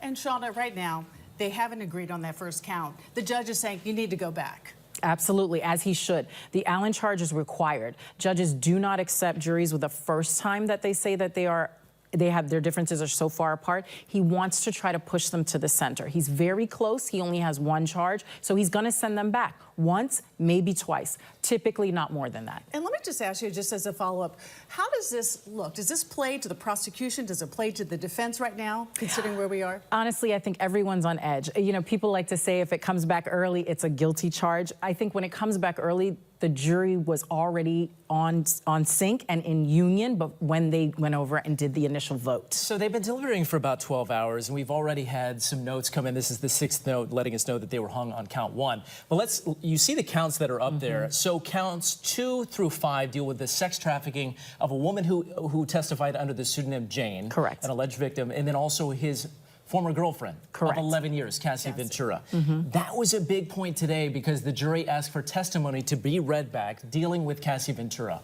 What does that tell you about what they're thinking at this point? What it tells me is that the toughest charge that they're having issues with is the trafficking of Cassie Ventura. Why? Because it's under force, fraud, or duress.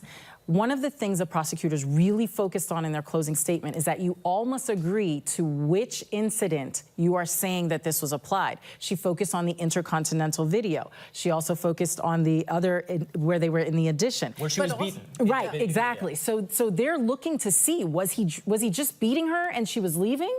Was he actually, as Maureen Comey suggested, dragging her back specifically for a freak-off? The prosecutor. The prosecutor, exactly. So that's what they're grappling with. That's what they're struggling with. And the defense actually wanted to put in that $10 million payout. Exactly. And the defense was saying, listen, this was an argument, this was a fight, but he wasn't dragging her back for a freak-off. He was dragging her back because he wanted them to get out of this elevator shaft. So that is what they're really focusing on, and these questions tell us that. So we still have, we don't have a decision on that first count, and we're unsure where 2 through 5 actually land. Correct. I mean, it could be a not guilty. So then the prosecutors have to come back and decide, well, what do we do with the first count? Absolutely. Prosecutors will be faced with the decision of, do we retry on this count?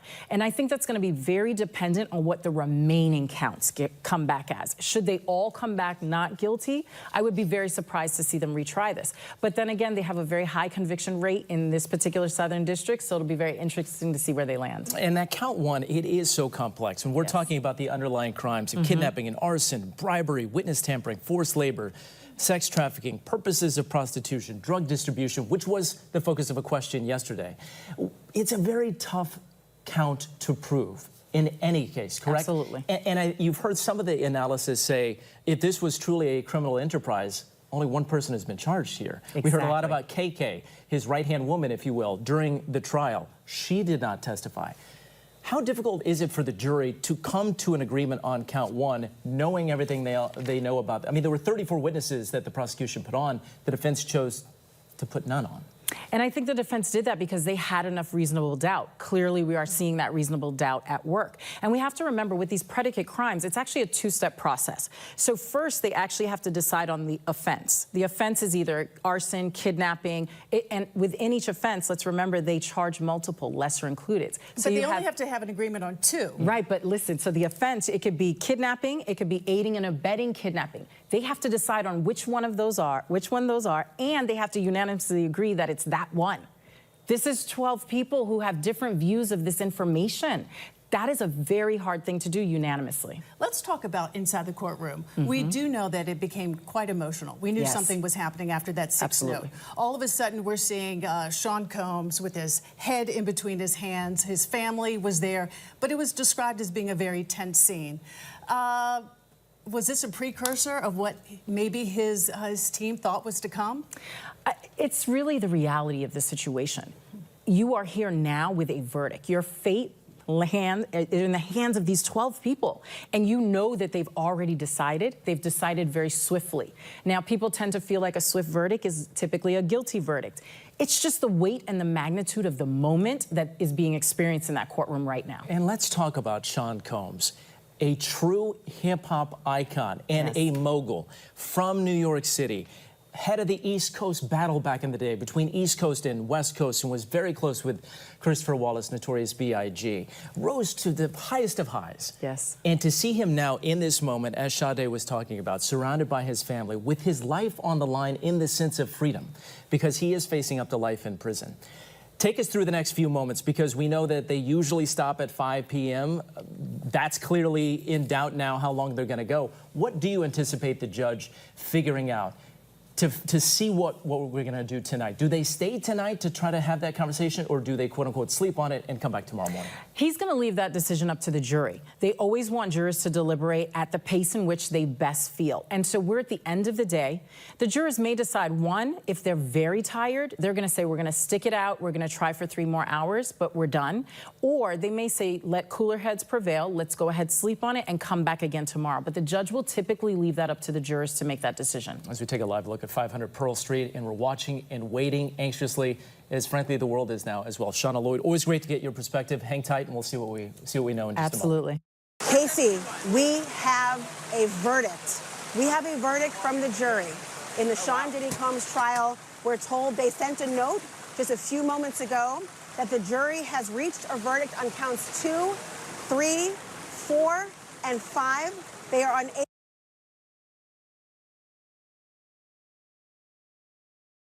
to reach a verdict on count 1, as we have jurors with unpersuadable opinions on both sides. Now, to break that down, count 1 is RICO, the most complex charge here that could come with up to life in prison. The remaining charges include the 2 counts of sex trafficking, 1 for each victim, Cassie Ventura and a pseudonym named Jane, and the last 2 in terms of translation into the form of prostitution. So we now know that on the RICO charge, it appears that the jury presently is hung. We do not yet know what the verdict is in the remaining counts, but suffice to say, over the last 7 weeks, the prosecution has been trying to persuade a jury of now 12 people with the alternates out that Sean Diddy Combs should serve the rest of his life in prison based on 5 felony counts. Now, the jurors are not to consider in any way, shape, or form the potential sentence, but this is huge. We are now the 2nd day of deliberations. It has been a little more than, 10, 12 hours of deliberation,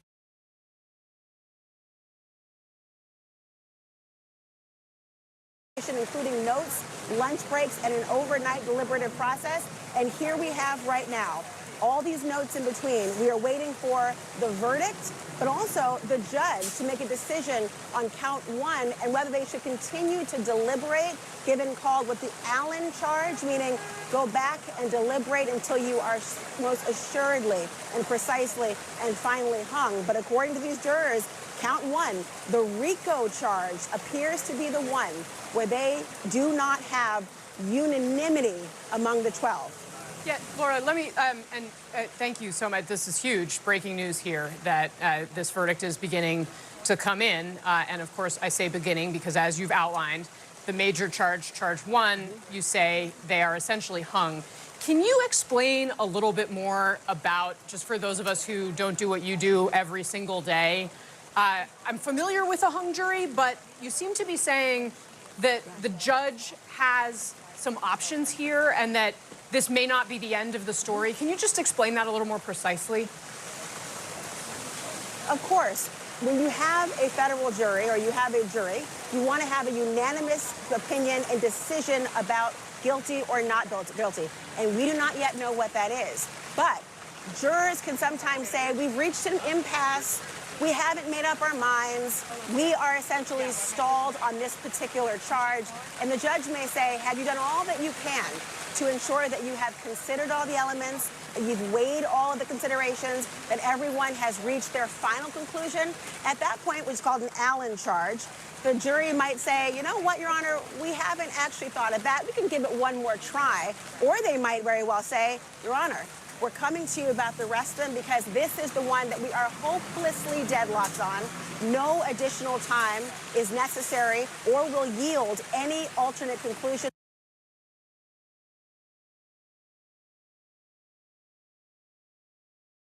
of unanimity or a decision. So now the judge has to deal with that. If that's the case, if this jury says that we are officially hung on one charge and we have a verdict on the rest, well, the prosecution, who has the burden of proof and will always have a burden of proof in a trial, as they should, will have a discussion among themselves. Do they insist that they go back again and deliberate, or do they learn the verdict on the rest of the remaining charges? Right now, we do not know, but we're told from Kara Scannell, who has been inside of this courtroom, that the tension is thick, that the lawyers were surrounding Sean Diddy Combs, that he had his hands clasped in his lap. Remember, his family has been here, his mother here today. Just earlier today, Kara even overheard Sean Diddy Combs saying to his mother, just relax, it's gonna be all right. Well, now we're waiting to see what that verdict will be and whether the judge will have the jurors go back and try to deliberate further on that charge. I want to bring in, I see Elizabeth Wagmeister, who's here, and we have, of course, been covering this trial, and this is stunning to think that there is now some semblance of a verdict. I was telling Casey, we don't know about count 1. That's the most serious one. It is the most serious one, and I have an update for you from our colleagues in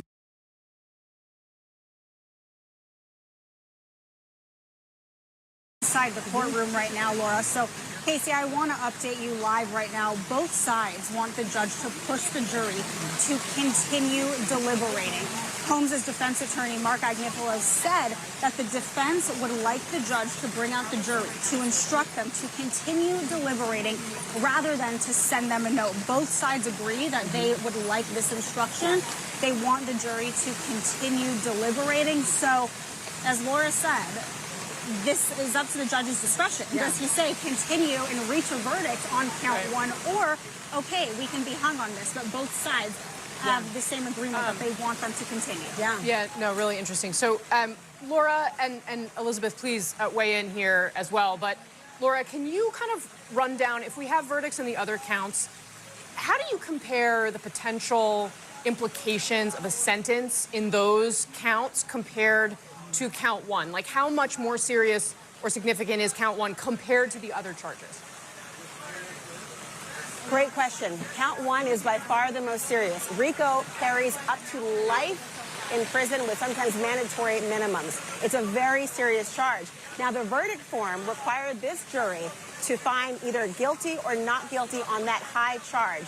And if they found that, they had to go down the line for so-called predicate crimes. That's a fancy way of saying, well, did the government prove or not prove bribery, kidnapping, arson? The idea of this went down the line of other things, including drug distribution and even prostitution. Then there was a second part that talked about did you to Cassie or Jane. Now, why that's important here is because for each of those different types of crimes, the jury was asked whether the government had proven or not proven their case. Now, you see some overlaps here, right? Because you've got a RICO charge, you've got 2 sex trafficking charges, and 2 prostitution-related charges. And so, if the jurors have made a decision with respect to any of those predicate crimes that were already listed, then they might very well have known what they wanted to do in the other charges as well. But make no mistake about it, the most complex case, Elizabeth, has been the RICO charge. It required them to prove that there was an enterprise of people around him that engaged in these type of crimes within a 10-year period and established a pattern. Well, and Elizabeth, you obviously updated us on that reporting that both Sean Diddy Combs' defense team as well as prosecutors want the judge to tell the jury, go back, try again, figure this out.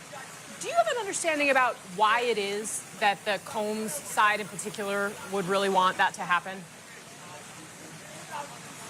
You know, we don't know, but I would imagine that they could be thinking, and I would want to hear Laura's thoughts here as a former prosecutor. A school of thought is typically that the quicker that a verdict is reached, that the better it could be for the defense. So perhaps that they think that things are going their way. They want them to keep going. But I actually want to go back to the question that you asked Laura before this about which crime or which charge is the most serious. And as Laura spelled out, it is absolutely that first charge of racketeering conspiracy because it holds a maximum sentence of life in prison. But these other charges are still incredibly serious. Counts 2 and counts 3, which are sex trafficking of Cassie Ventura and sex trafficking of the woman who testified under the pseudonym Jane. Those are 2 separate counts. The judge instructed the jury to deliberate separately on them. Each of those carries a minimum sentence of 15 years. Transportation to engage in prostitution each carry a maximum of 10 years. And the idea of the defense wanting to possibly have this is about finality. You know, listen, they know that there is double jeopardy that could attach the second, essentially, this trial began. But they also want to, meaning it could not be tried twice for the same matter. And yet they still want finality. They want unity.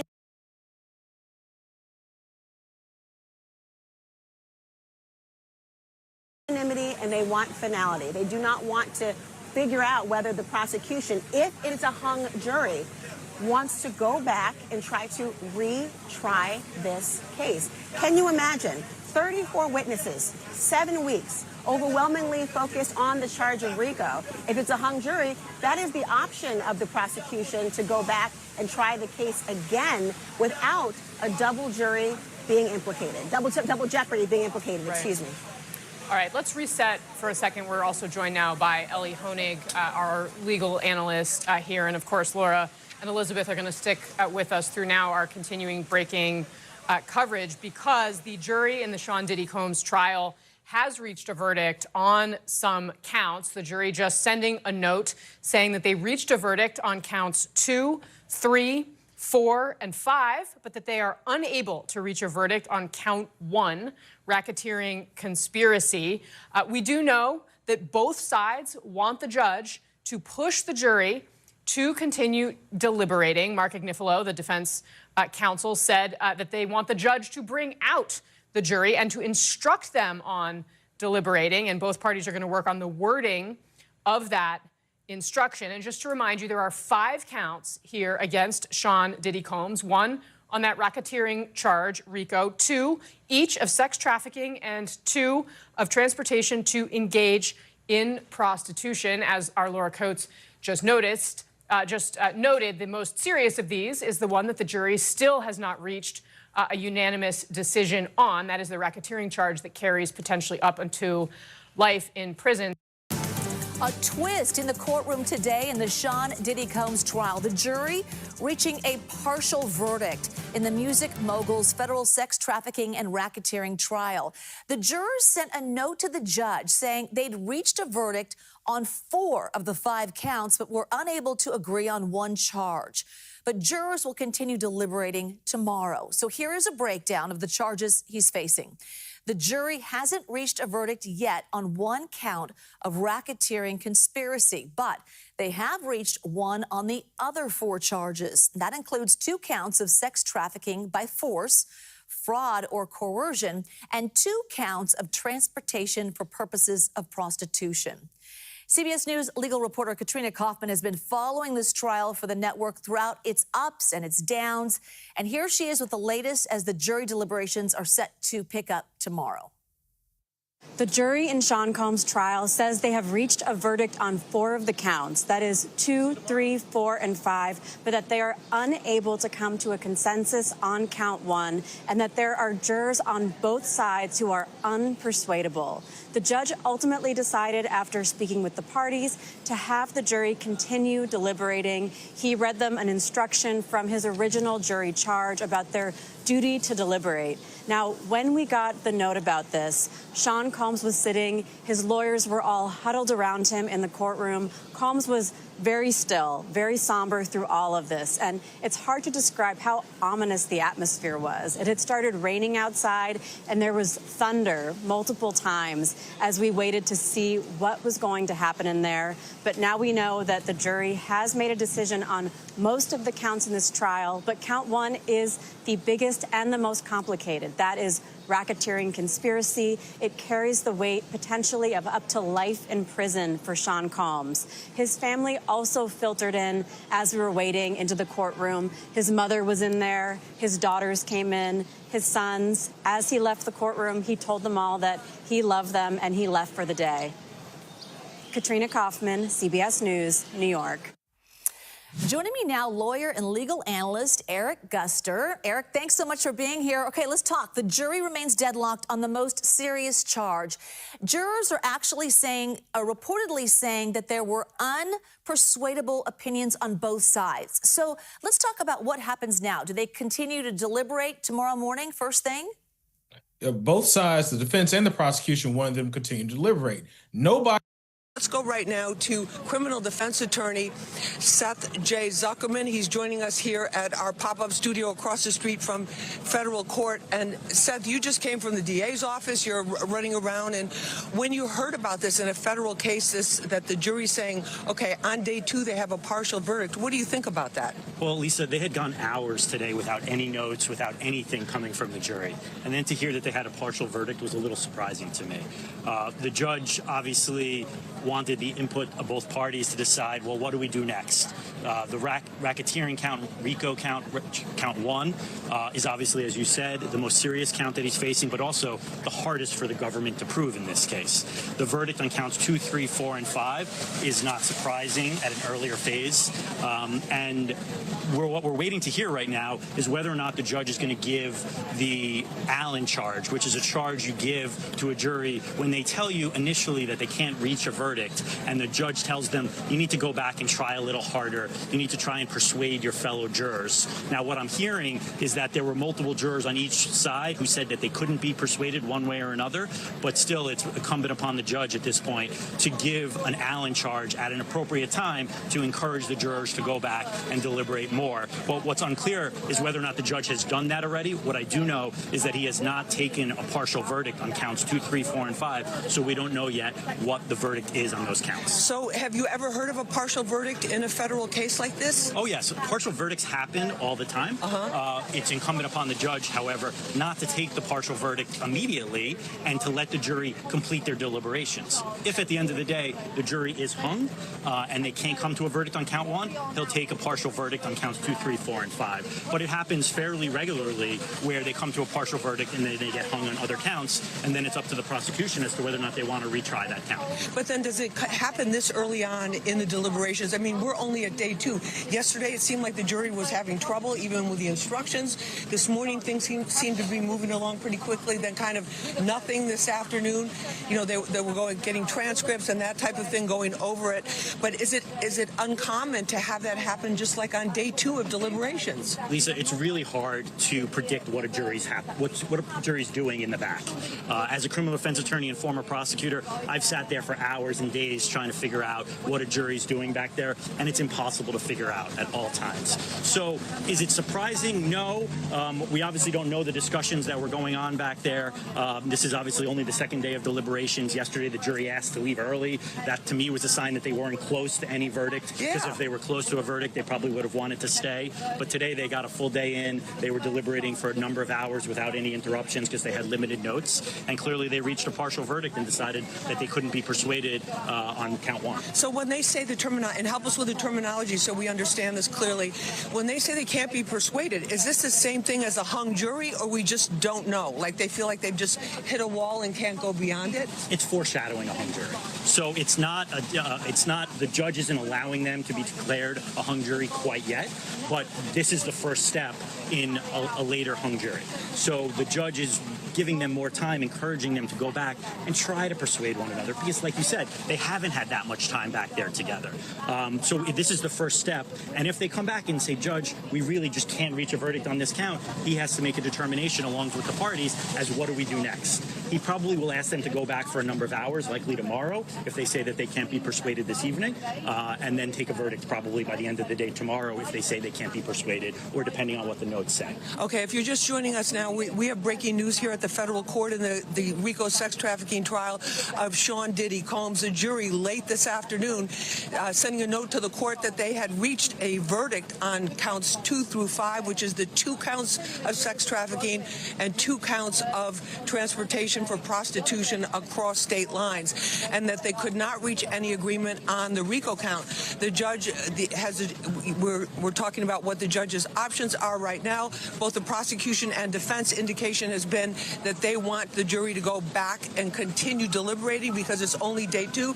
Yesterday we heard that they were having trouble with instructions. This morning they made more requests, and then this afternoon this bombshell announcement that they had reached a verdict that quickly on 2 of the 3 major charges, which contained 4 of the 5 counts that Combs was facing. So that's what's happening here. We're talking about what the possible pathways forward. Seth, let's talk about that. So if you do get a hung jury, can you have a hung jury on one of the charges? Absolutely.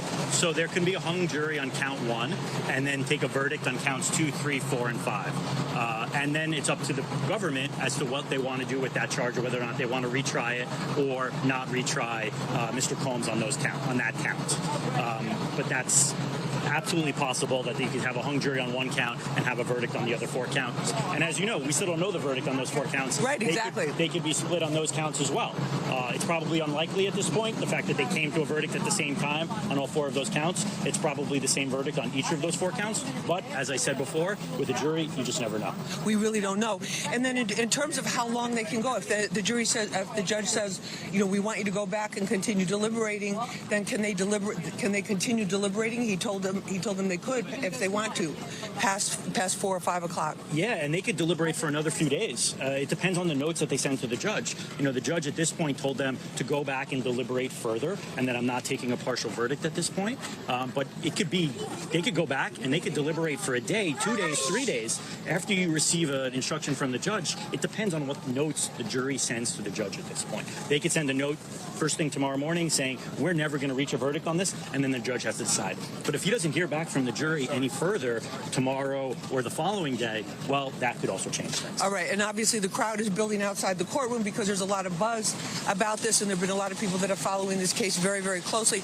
Do you think at this point that the jury has, that they've gone through nearly 2 months of testimony, that they kind of already walked into those deliberations with some idea of what they would find, or is that just too much supposition for us to make at this point? No, I think that's fair. I've spoken to a lot of jurors over my time in trying cases, and yeah, they generally have an inclination when they walk into the jury room. They do deliberate fairly, but they probably had an idea when they walked back there, and they had a fair discussion with each other about the evidence or lack thereof on the counts. And as all of the legal commentators had predicted, count one was always the most challenging for the government. I'm not surprised that there are jurors who had dug their heels in each direction on count one.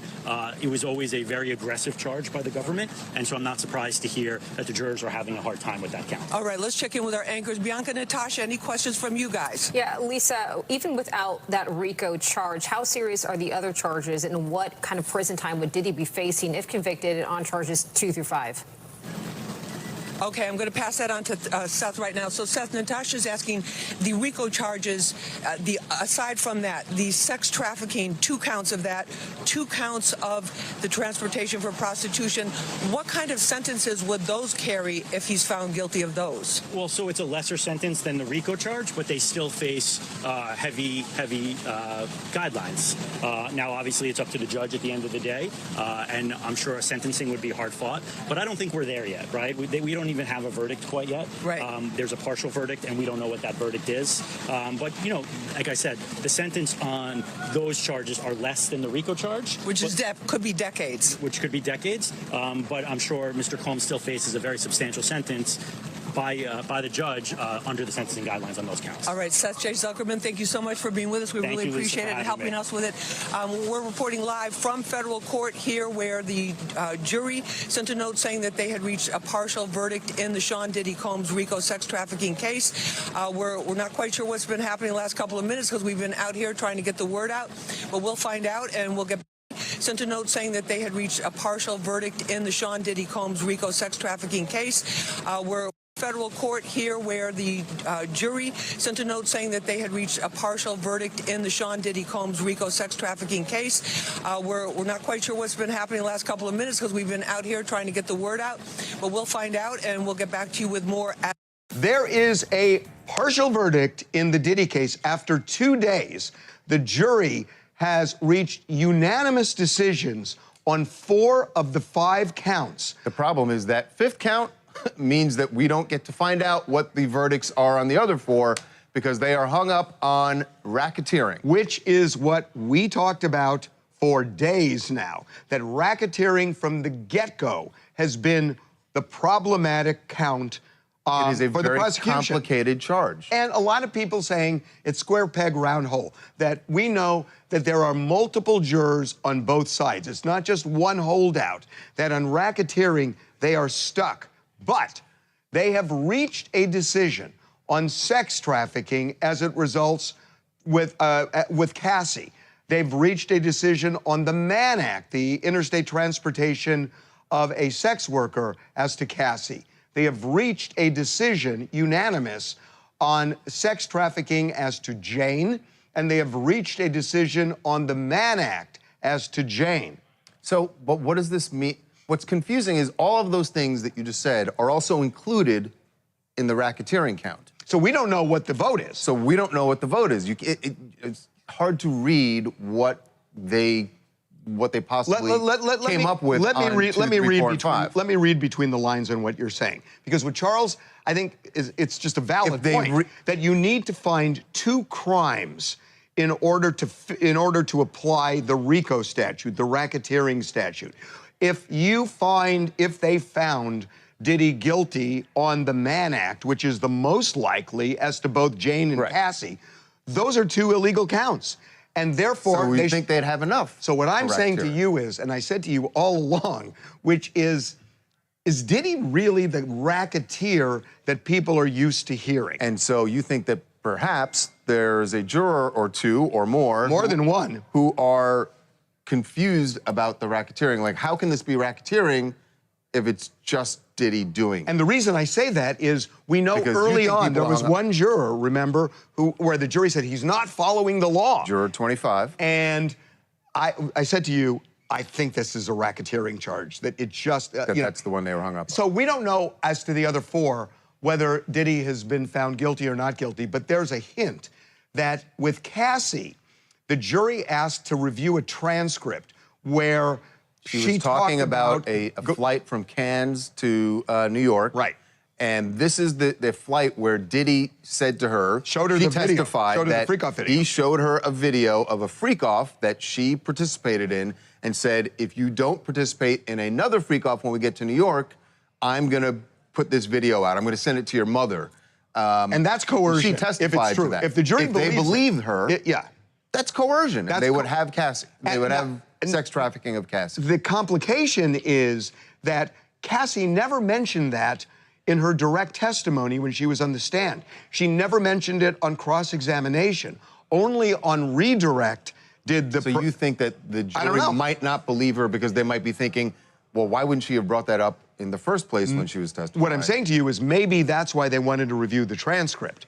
But, I mean, I don't think this is great news for Diddy that they came back this quickly unanimously. Well, the reports from inside the court are that he was sitting there looking pretty upset when they came back and said that they had reached a verdict on 2, 3, 4, and 5. I think it's pretty terrible news for Diddy if they were asking for this testimony because it suggests that there's a dynamic of trying to convince someone who is holding out belief that these were maybe not consensual. You bring that testimony and put it in front of them and say, oh, really? Look at the Intercontinental Hotel. Look at the threat on the flight to Cannes. Look at this evidence of this sex worker who said he heard Cassie being slapped around by Diddy and then forced to participate in a freak-off. That's the kind of testimony you ask for when you're trying to convince someone. That's why I think it's probably leaning towards guilt. Now, on the racketeering, I agree with you that the predicate acts may be found, but that's not all they need. There's an ultimate question. The first question on the jury verdict form is, do you find him guilty or not guilty of racketeering? Before you even get to the predicate acts, which you only get to if you find guilt,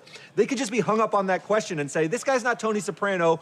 I am not convinced that I even want to find guilt on the act. Yeah. Now, here's the complication. The judge, the jury came in and said, look, we can't make a decision on racketeering. We seem deadlocked. And then the question is, Jason, help me out here. There's something called the Allen charge, which is kind of the nuclear weapon of a judge, where the judge kind of gently badgers them and says, you got to reach a decision in some form. And there was a lot of talk about whether the judge should give that charge or just send him back, or just throw his hands up and say, you're hung, and that's it, and we'll just read the 4 counts. Yeah, so prosecutors wanted a modified Allen charge, some sort of an instruction from the judge when sending them back in to deliberate that it varied in some way from the original charge he gave them to deliberate until they have a verdict. The defense immediately said, no, we shouldn't modify the Allen charge, at least not yet. They sort of held off, it may happen later on. But because what the defense wants is no change. They don't want the judge to say anything that might sort of persuade those holdout jurors to come around. They want to keep it status quo, send them back in, which is ultimately what happened. Send them back in, Your Honor, with no additional charge, just to keep on doing their job, because they're convinced that at this point, if they haven't reached a verdict after, what's it been, 14 hours, they're not going to reach a verdict without an additional charge. So the defense wants to keep those, however many jurors are the holdouts, keep them that way so that they will get a hung jury. I think they want a hung jury on racketeering, for sure. Now, here's the rub. So they're going to be in court tomorrow deliberating. They've gone home for the night. They're going to be in court tomorrow. The dynamic with juries, and we've just seen this over and over and over again, is when they're up against a 4-day holiday, they miraculously come together. They seem motivated, right? They seem motivated to get this done. Yeah. They wanted to get it done today. They would have, I think the jury was... They were happy with 4 out of 5. Happy with the 4 out of 5, and we're probably hoping the judge... and we're hoping the judge would just send him home. There's a really good point on this because the prosecution wanted the judge to mention to the jury that they may have to come back on July 3rd, which is supposed to be a holiday.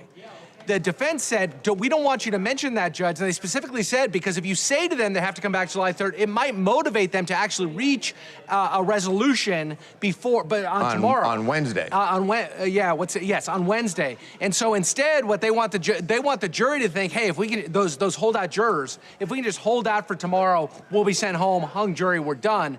If the jury knew that they might have to come back on Thursday, then they might have a problem. Nothing drives consensus like a 4-day weekend. That's right. I'm telling you, like that jury is sitting there, and if there's one holdout, he's sweating, or he or she. Yeah. Elise Mahover from New York, and it's not surprising that the jury is hung up on the racketeering charge in the Diddy case, because that's sort of a really complex charge, and also it's good that they have found him, or, you know, they made a decision on the 4 other counts. But honestly, I thought RICO was the charge that they had in the bag. And now it looks like they'll end up, you know, convincing at least the other 4 counts. But let's see what happens with the... Yeah, they may or may not make a decision. So listen, to summarize, the jury has come back unanimously with verdicts on sex trafficking as to Jane and Cassie, on the Mann Act as to Jane and Cassie, but they have some kind of split, and it's not 11-1. It's multiples on each side. We don't know what the multiples are, but they seem to think that they're all dug in and they can't make a decision. So they're back tomorrow. They're up against a 4-day holiday. So tomorrow might be a 4-day holiday or just a 3-day holiday? It might be Judgment Day for Diddy, where the verdict is read, and like you said, Diddy was not looking too happy in court. Yeah.